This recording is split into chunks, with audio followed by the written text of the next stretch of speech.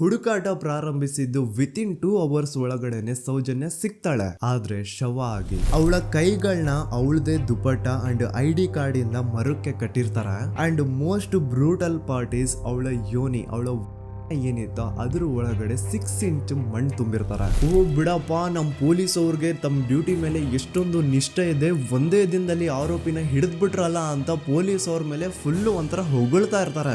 ಆದ್ರೆ ಪಾಪ ಜನರಿಗೆ ಎಲ್ಲಿ ಗೊತ್ತಿತ್ತು ಈ ಕೇಸ್ ನ ರಿಯಲ್ ಆರೋಪಿ ಬೇರೆ ಯಾರೋ ಇದಾರೆ, ಪೊಲೀಸ್ ಅವರೇ ಈ ಕೇಸ್ ನ ಮಿಸ್ಲೀಡ್ ಮಾಡೋದಕ್ಕೆ ಸುಮ್ನೆ ಸಂತೋಷ್ನ ಅರೆಸ್ಟ್ ಮಾಡಿದ್ದಾರೆ ಅಂತ. ಪೊಲೀಸ್ ಅವರು ಈ ಕೇಸ್ ಅಲ್ಲಿ ಕರಪ್ಟ್ ಆಗಿದ್ದಾರೆ, ಪೊಲೀಸ್ ಅವರೇ ಸತ್ಯ ಮುಚ್ಚಿಡ್ಲಿಕ್ಕೆ ಟ್ರೈ ಮಾಡ್ತಿದ್ದಾರೆ. ಹಾಗಾಗಿ ಈ ಕೇಸ್ ನ ಇನ್ಮುಂದೆ ಪೊಲೀಸ್ ಅವರಲ್ಲದೆ CBI ಅವರು ಇನ್ವೆಸ್ಟಿಗೇಷನ್ ಮಾಡಬೇಕು, ಈ ಕೇಸ್ ನ CBI ಒಪ್ಸಿ ಅಂತ ಅಗೇನ್ ಪ್ರೊಟೆಸ್ಟ್ ಗಳು ಸ್ಟಾರ್ಟ್ ಆಗ್ತವೆ. ಸೌಜನ್ಯ ಕೇಸ್ ಒಂದೇ ಅಲ್ಲ, ನಾರಾಯಣ ಹಾಗೂ ಯಮುನಾ ಕೇಸಲ್ಲೂ, ವೇದವಲ್ಲಿ ಕೇಸಲ್ಲೂ, ಆ ಬ್ಯಾಂಕ್ ಮ್ಯಾನೇಜರ್ ನ ಕೇಸಲ್ಲೂ ಹಾಗೂ ಪದ್ಮಲತಾ ಕೇಸಲ್ಲೂ ಸೀದಾ ಡೈರೆಕ್ಟ್ ಡೌಟ್ ಬರೋದೆ ಊರಿನ ಗೌಡ್ರ ಮೇಲೆ. ಸೌಜನ್ಯ ಕೇಸ್ ಬಿಟ್ಟು ಆ ಇನ್ನೊಂದು ಕೇಸ್ ಯಾವುದು, ಅದಕ್ಕೂ ಸಂತೋಷ್ಗೂ ಏನ್ ಸಂಬಂಧ, ಅದ್ರಲ್ಲಿ ಯಾಕೆ ಸಂತೋಷ್ನ ಪೊಲೀಸ್ ಅವರು ಫಿಟ್ ಮಾಡಿದ್ರು ಅಂತ ಪ್ರತಿಯೊಂದು ಹೇಳ್ತೀನಿ.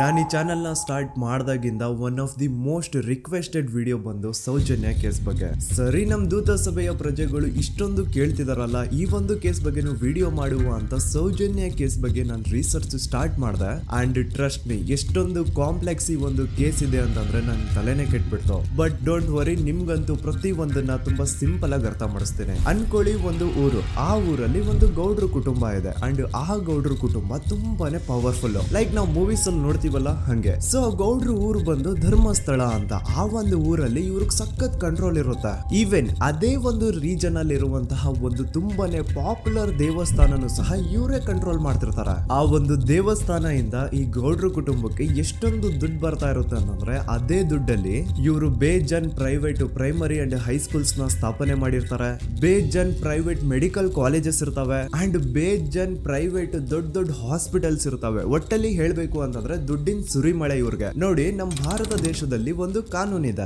ದ ರಿಲಿಜಿಯಸ್ ಎಂಡೋಮೆಂಟ್ ಆಕ್ಟ್ 1863 ಅಂತ. ಬೇಸಿಕಲಿ ಈ ಒಂದು ಕಾನೂನು ಏನ್ ಹೇಳುತ್ತೆ ಅಂತಂದ್ರೆ, ಭಾರತದಲ್ಲಿ ಯಾವ್ದೆಲ್ಲ ಹಿಂದೂ ಟೆಂಪಲ್ಸ್ ಇದಾವೋ ಅವೆಲ್ಲ ಗವರ್ಮೆಂಟ್ ಪ್ರಾಪರ್ಟಿ. ಆ ಹಿಂದೂ ಟೆಂಪಲ್ಸ್ ನ ಮ್ಯಾನೇಜ್ಮೆಂಟ್ ಎಲ್ಲ ಗವರ್ಮೆಂಟ್ ಕೈಗೆ ಹೋಗಿ ಗವರ್ಮೆಂಟ್ ಡಿಸೈಡ್ ಮಾಡುತ್ತೆ ಆ ಮ್ಯಾನೇಜ್ಮೆಂಟ್ ಅಲ್ಲಿ ಯಾರ್ ಕೆಲ್ಸಕ್ಕೆ ಇರಬೇಕು, ಯಾರ್ ಕೆಲ್ಸಕ್ಕೆ ಇರಬಾರ್ದು, ಅಂಡ್ ಆ ಟೆಂಪಲ್ ಇಂದ ಬರ್ತಿರುವಂತಹ ಡೊನೇಷನ್ ಅಮೌಂಟ್ ನ ಏನ್ ಮಾಡ್ಬೇಕು ಅಂತ. ಸೊ ಈ ಒಂದು ಕಾನೂನಿನ ಪ್ರಕಾರ ಗವರ್ಮೆಂಟ್ ಇಂಡಿಯಾದಲ್ಲಿ ಇರುವಂತಹ ಆಲ್ಮೋಸ್ಟ್ ಎಲ್ಲಾ ಹಿಂದೂ ಟೆಂಪಲ್ಸ್ ನ ತನ್ನ ಕಂಟ್ರೋಲ್ ಅಲ್ಲಿ ತಗೋತಾ ಇರ್ಬೇಕಾದ್ರೆ ಗವರ್ಮೆಂಟ್ ಅಫಿಷಿಯಲ್ಸ್ ಧರ್ಮಸ್ಥಳ ಶ್ರೀ ಮಂಜುನಾಥ ದೇವಸ್ಥಾನಕ್ಕೂ ರೀಚ್ ಔಟ್ ಮಾಡ್ತಾರೆ. ಅಂಡ್ ಆಗ ಇಷ್ಟು ದಿನ ಟೆಂಪಲ್ ನ ಕಂಟ್ರೋಲ್ ಮಾಡ್ತಿದ್ದಂತಹ ಆ ಗೌಡ್ರ ಕುಟುಂಬ ಏನ್ ಹೇಳುತ್ತೆ ಗೊತ್ತಾ, ಇಲ್ಲ ಇದು ಹಿಂದೂ ಟೆಂಪಲ್ ಅಲ್ಲ, ಇದು ಜೈನ್ ಫ್ಯಾಮಿಲಿಗೆ ಬಿಲಾಂಗ್ ಮಾಡುವಂತಹ ಒಂದು ಪ್ರೈವೇಟ್ ಟೆಂಪಲ್ ಅಂತ ಹೇಳ್ತಾರೆ. ನಾನು ಇಷ್ಟು ದಿನ ಧರ್ಮಸ್ಥಳ ಶ್ರೀ ಮಂಜುನಾಥ ದೇವಸ್ಥಾನ ಒಂದು ಹಿಂದೂ ಟೆಂಪಲ್ ಅಂತ ಅನ್ಕೊಂಡಿದ್ದೆ, ಆದ್ರೆ ಈಗಷ್ಟೇ ನನಗೂ ಗೊತ್ತಾಗಿದ್ದು ಇದು ಹಿಂದೂ ಟೆಂಪಲ್ ಅಲ್ಲ, ಇದು ಒಂದು ಜೈನ್ ಫ್ಯಾಮಿಲಿಗೆ ಬಿಲಾಂಗ್ ಮಾಡುವಂತಹ ಪ್ರೈವೇಟ್ ಜೈನ್ ಟೆಂಪಲ್ ಅಂತ. ಸೊ ಹೀಗಾಗಿ ಗವರ್ಮೆಂಟ್ ಅಫಿಷಿಯಲ್ಸ್ ಏನೂ ಮಾಡಕ್ಕಾಗದೆ ಇವತ್ತಿನವರೆಗೂ ಈ ಒಂದು ಧರ್ಮಸ್ಥಳ ಶ್ರೀ ಮಂಜುನಾಥ ದೇವಸ್ಥಾನನ ಒಂದು ಪ್ರೈವೇಟ್ ಟ್ರಸ್ಟ್ ನಡ್ಸ್ಕೊಂಡು ಹೋಗ್ತಿದೆ. ಅಂಡ್ ಆ ಪ್ರೈವೇಟ್ ಟ್ರಸ್ಟ್ ನ ಓನರ್ ಯಾರು, ಅದೇ ಗೌಡ್ರ ಕುಟುಂಬ. ನೋಡಿ, ನಾನು ಈ ವಿಡಿಯೋದಲ್ಲಿ ಯಾರ್ದು ರಿಯಲ್ ನೇಮ್ಸ್ ನ ಬಳಸ್ತಿಲ್ಲ. ಪ್ರೀವಿಯಸ್ಲಿ ಬೇರೆ ಯೂಟ್ಯೂಬರ್ಸ್ ತಮ್ಮ ವಿಡಿಯೋಸ್ ಅಲ್ಲಿ ರಿಯಲ್ ನೇಮ್ಸ್ ನ ಬಳಸಿದ್ದಾರೆ ಅನ್ನೋ ಒಂದೇ ಒಂದು ಕಾರಣಕ್ಕೆ ಅವ್ರ ವಿಡಿಯೋಸ್ ನ ಡಿಲೀಟ್ ಮಾಡಿಸಿದ್ದಾರೆ. ಸೊ ಅವ್ರ ಜೊತೆ ಆಗಿದ್ದು ನನ್ನ ಜೊತೆ ಆಗೋದು ಬೇಡ, ಸತ್ಯ ಮುಚ್ಚೋಗೋದು ನನ್ಗೆ ಇಷ್ಟ ಇಲ್ಲ. ಹಾಗಾಗಿ ನಾನಿಲ್ಲಿ ರಿಯಲ್ ನೇಮ್ಸ್ ನ ಬಳಸ್ತಿಲ್ಲ. ಆದ್ರೆ ನಾನು ಯಾರನ್ನ ಪಾಯಿಂಟ್ ಔಟ್ ಮಾಡಿ ಹೇಳ್ತಿದ್ದೀನಿ ಅನ್ನೋದು ಮಾತ್ರ ನಿಮಗೆ ತುಂಬಾ ಕ್ಲಿಯರ್ಲಿ ಅರ್ಥ ಆಗುತ್ತೆ. Don't worry.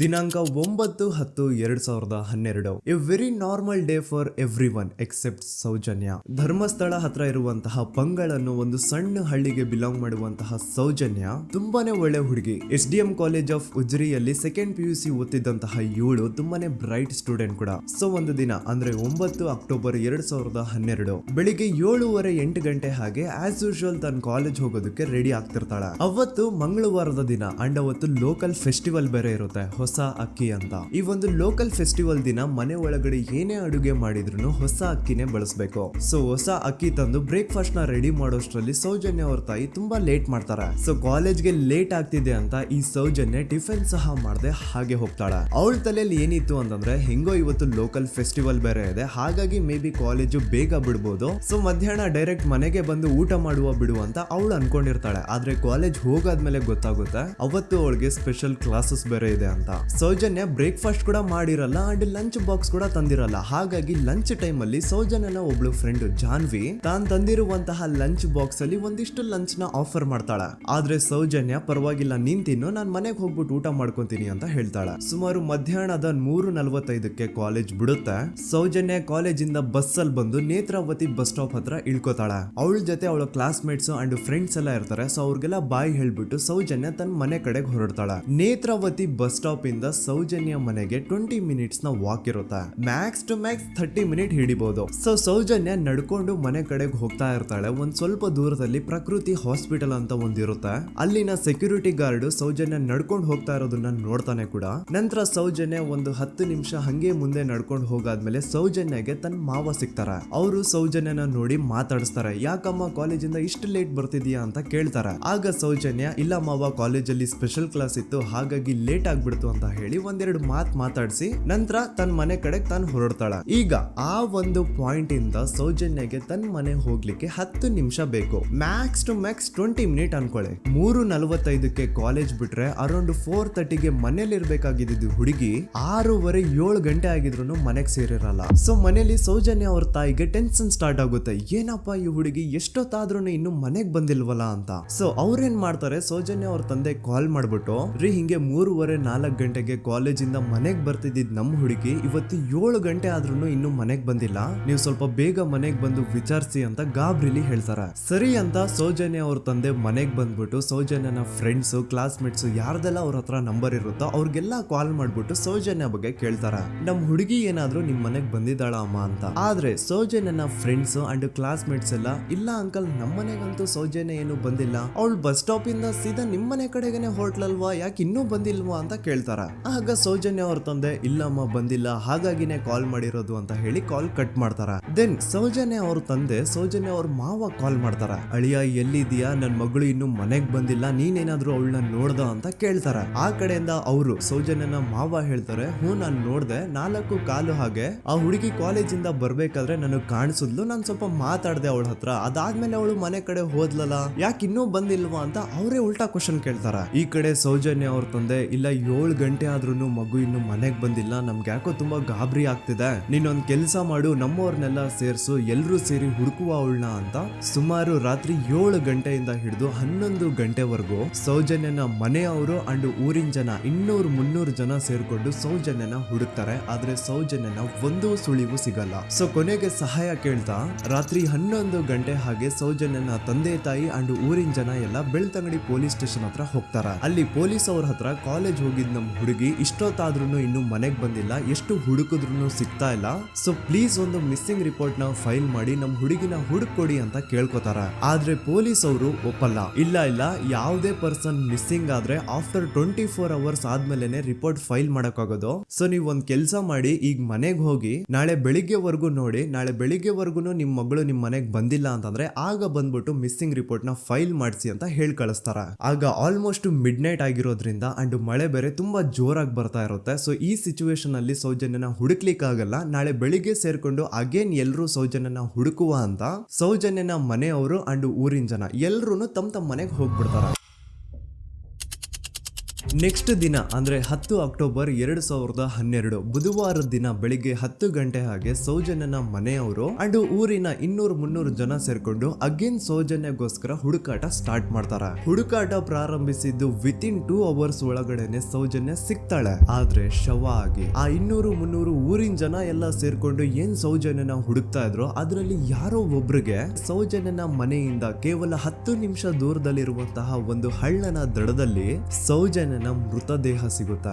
ಈಗ ಸತ್ತಿರುವಂತಹ ಸೌಜನ್ಯನ ಡೆಡ್ ಬಾಡಿ ಯಾವ ಒಂದು ಕಂಡೀಷನ್ ಅಲ್ಲಿ ಇತ್ತು ಅಂತ ಹೇಳ್ತೀನಿ, ಸ್ವಲ್ಪ ಗಮನ ಇಟ್ಟು ಕೇಳಿಸ್ಕೊಳ್ಳಿ. ಅವಳ ಕೈಗಳನ್ನ ಅವಳದೇ ದುಪಟ್ಟ ಅಂಡ್ ID ಕಾರ್ಡ್ ಇಂದ ಮರಕ್ಕೆ ಕಟ್ಟಿರ್ತಾರೆ. ಅವಳ ಬಾಡಿ ಎಲ್ಲ ನೇಕೆಡ್ ಇರುತ್ತೆ, ಮೈ ಮೇಲೆ ಸರಿಯಾದ ಬಟ್ಟೆ ಇರಲ್ಲ, ಮೈ ಮೇಲೆ ಮಲ್ಟಿಪಲ್ ಕಟ್ ಮಾರ್ಕ್ಸ್ ಇರುತ್ತೆ, ತುಂಬಾ ಜೋರಾಗಿ ಹೊಡೆದಿರುವಂತಹ ಗಾಯಗಳು ಮೈ ಮೇಲೆ ಎದ್ದು ಕಾಣಿಸ್ತಿರ್ತವೆ. ಅವಳ ರಿಪ್ಸ್ ಎದೆ ಭಾಗದ ಮೂಳೆಗಳೆಲ್ಲ ಮುರಿದು ಹೋಗ್ಬಿಟ್ಟಿರ್ತವೆ. And most brutal part is ಅವಳ ಯೋನಿ, ಅವಳ ಏನಿತ್ತು ಅದ್ರ ಒಳಗಡೆ 6 ಇಂಚ್ ಮಣ್ಣು ತುಂಬಿರ್ತಾರೆ. ಆ ಬಾಡಿ ಕಂಡೀಷನ್ ನ ನೋಡಿದಾದ್ಮೇಲೆ ಒಂದಂತೂ ತುಂಬಾ ಕ್ಲಿಯರ್ ಆಗಿ ಅರ್ಥ ಆಗುತ್ತೆ, ಅವಳನ್ನ ಯಾರೋ ತುಂಬಾ ಫೋರ್ಸ್ಫುಲಿ ಮಾಡಿ ನಂತರ ನಿರ್ದಯವಾಗಿ ಸಾಯಿಸಿದ್ದಾರೆ ಅಂತ. ಇಲ್ಲಿ ಕ್ರಿಮಿನಲ್ಸ್ ನ ಬುದ್ಧಿವಂತಿಕೆ ನೋಡಿ ಪೊಲೀಸ್ ಅವ್ರಿಗೆ ಏನೂ ಸುಳಿವು ಸಿಗ್ಬಾರ್ದು ಅಂತ ಅವಳ ಯೋನಿ ಒಳಗಡೆ 6 ಇಂಚ್ ಅಷ್ಟು ಮಣ್ಣು ತುಂಬ ಹೋಗಿರ್ತಾರೆ. ಸೊ ದೆನ್ ಪೊಲೀಸ್ ಅವ್ರಿಗೆ ವಿಷಯ ಗೊತ್ತಾಗುತ್ತೆ. ಅವರು ಸ್ಪಾಟ್ ಗೆ ಬಂದು ಸೌಜನ್ಯನ ಬಾಡಿನ ರಿಕವರ್ ಮಾಡಿ ಆ ಒಂದು ಸ್ಪಾಟ್ ನ ಕಂಪ್ಲೀಟ್ ಸೀಸ್ ಮಾಡ್ತಾರೆ.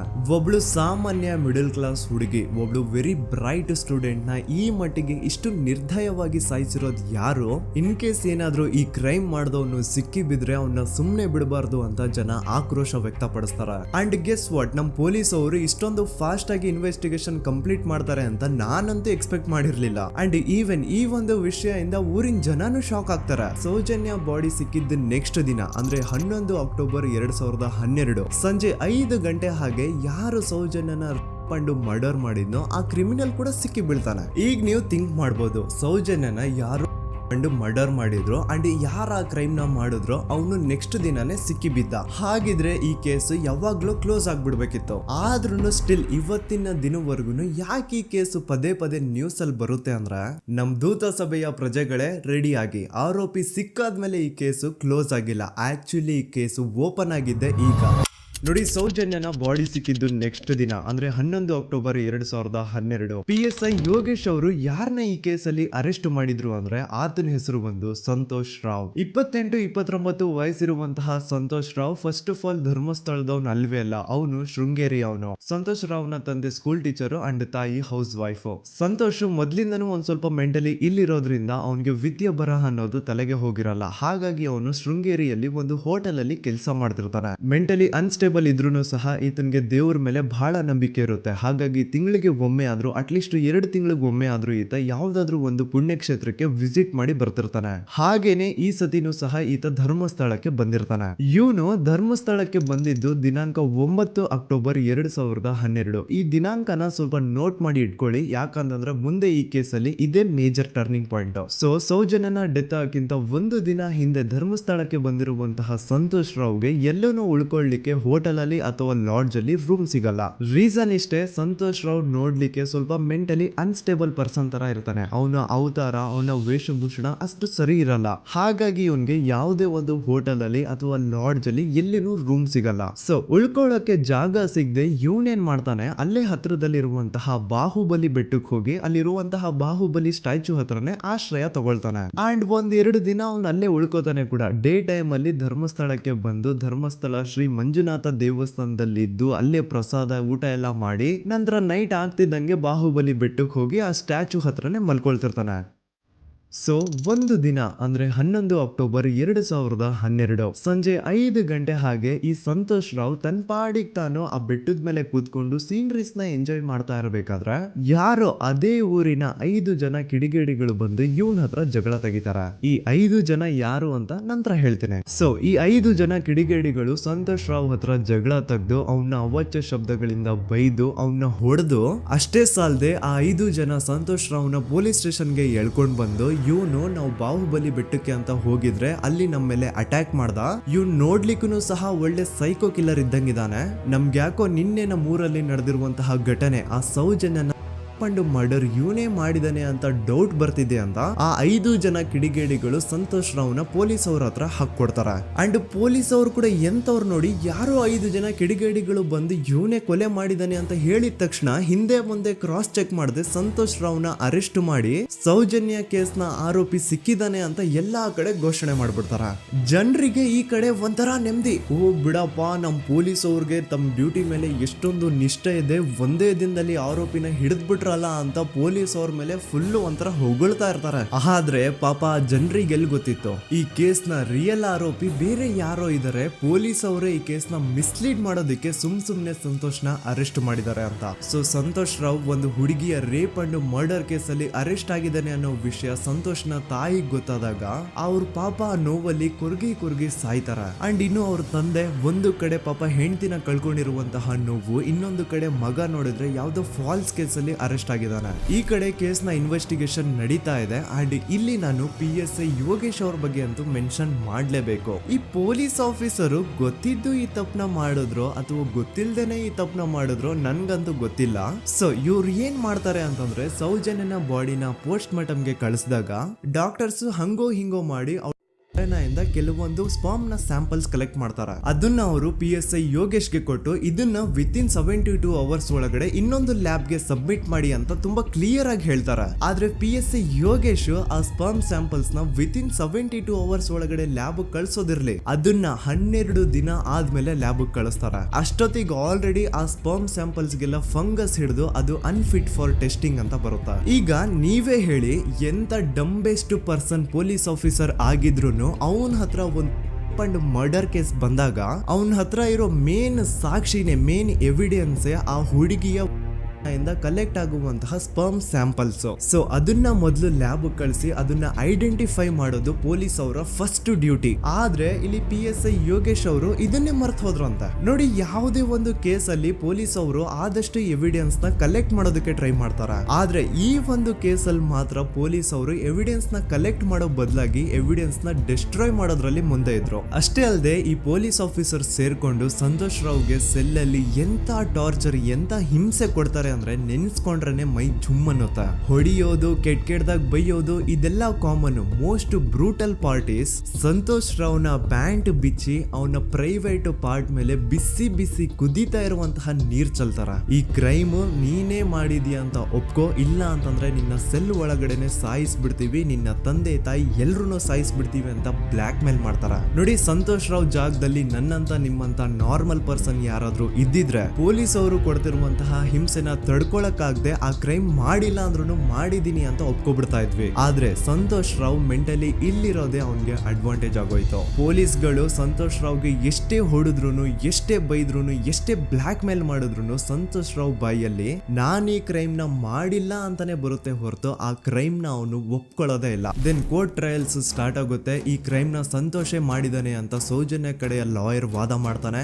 ಅದಕ್ಕೆ ಆಪೋಸಿಟ್ ಆಗಿ ಸಂತೋಷ್ ರಾವ್ ಕಡೆಯಿಂದ ಒಬ್ರು ಲಾಯರ್ ಇಲ್ಲ, ಸಂತೋಷ್ ರಾವ್ ಈ ಕ್ರೈಮ್ ನ ಮಾಡ್ಲಿಕ್ಕೆ ಸಾಧ್ಯನೇ ಇಲ್ಲ ಅಂತ ವಾದ ಮಾಡ್ತಿರ್ತಾರೆ. ಅಂಡ್ ಕೋರ್ಟ್ ಇಂದ ಆಚೆಗಡೆ ಸಂತೋಷ್ ರಾವ್ ನ ಅಗೇನ್ಸ್ಟ್ ಸ್ಟೂಡೆಂಟ್ಸ್ ಪ್ರೊಟೆಸ್ಟ್ ನಡೆಯುತ್ತೆ, ಪಬ್ಲಿಕ್ ಪ್ರೊಟೆಸ್ಟ್ ನಡೆಯುತ್ತೆ. ಅರೆಸ್ಟ್ ಆಗಿರುವಂತಹ ಸಂತೋಷ್ ರಾವ್ಗೆ ಗಲ್ಲಿಗೇರಿಸ್ರಿ ಅಂತ ಅವ್ರು ಡಿಮ್ಯಾಂಡ್ ಮಾಡ್ತಿರ್ತಾರೆ. ಸೊ ಹೀಗೆ ಒಂದು 2-3 ವರ್ಷ ಕಳೆದು ಹೋಗುತ್ತೆ. ನಂತರ ಒಂದು ಕೋರ್ಟ್ ಟ್ರಯಲ್ ಅಲ್ಲಿ ಸಂತೋಷ್ ರಾವ್ ಪರವಾಗಿ ಹೋರಾಡ್ತಿದ್ದಂತಹ ಲಾಯರ್ ಯಾಕೆ ಈ ಕೇಸ್ ಅಲ್ಲಿ ಸಂತೋಷ್ ಆರೋಪಿ ಅಲ್ಲ ಅಂತ ಪ್ರೂವ್ ಮಾಡ್ಲಿಕ್ಕೆ ಕೆಲವೊಂದು ಪಾಯಿಂಟ್ಸ್ ನ ಮುಂದೆ ಇಡ್ತಾರೆ. ಅದೇನಂತಂದ್ರೆ, ಮೊದಲನೇದಾಗಿ ಸಂತೋಷ್ ರಾವೇ ಈ ಕ್ರೈಮ್ ನ ಮಾಡಿದಾನೆ ಅಂತ ಒಂದು ಐ ವಿಟ್ನೆಸ್ ಇರಲ್ಲ. ಇನ್ನೊಂದು ಏನು ಅಂತಂದ್ರೆ, ಯಾವೊಂದು ಕಂಡೀಷನ್ ಅಲ್ಲಿ, ಯಾವೊಂದು ಬ್ರೂಟಲ್ ಕಂಡೀಷನ್ ಅಲ್ಲಿ ಸೌಜನ್ಯನ ಬಾಡಿ ಸಿಕ್ಕಿತ್ತೋ ಅದನ್ನ ಗಮನದಲ್ಲಿ ಇಟ್ಕೊಂಡು ಸ್ವಲ್ಪ ಪ್ರಾಕ್ಟಿಕಲ್ ಆಗಿ ಥಿಂಕ್ ಮಾಡಿದ್ರೆ ಆ ಒಂದು ಭೀಕರ ಕ್ರೈಮ್ ನ ಒಬ್ನೇ ಮಾಡ್ಲಿಕ್ಕೆ ಸಾಧ್ಯನೇ ಇಲ್ಲ. ಇನ್ನೊಂದು ಪಾಯಿಂಟ್ ಏನು ಅಂತಂದ್ರೆ, ಸೌಜನ್ಯನ ಇಂದ ಪೊಲೀಸ್ ಅವ್ರಿಗೆ ಯಾವುದೇ ಸ್ಪರ್ಮ್ ಸ್ಯಾಂಪಲ್ ಸಿಗ್ಬಾರ್ದು ಅಂತ 6 ಇಂಚು ಅಷ್ಟು ಮಣ್ಣು ಹಾಕಿರ್ತಾರ. ಸೊ ಈಗ ನೀವೇ ಹೇಳಿ, ಮೆಂಟಲಿ ಇಲ್ಲಿರುವಂತಹ ಪರ್ಸನ್ಗೆ ಇಷ್ಟೊಂದು ಬುದ್ಧಿವಂತಿಕೆ ಇರುತ್ತಾ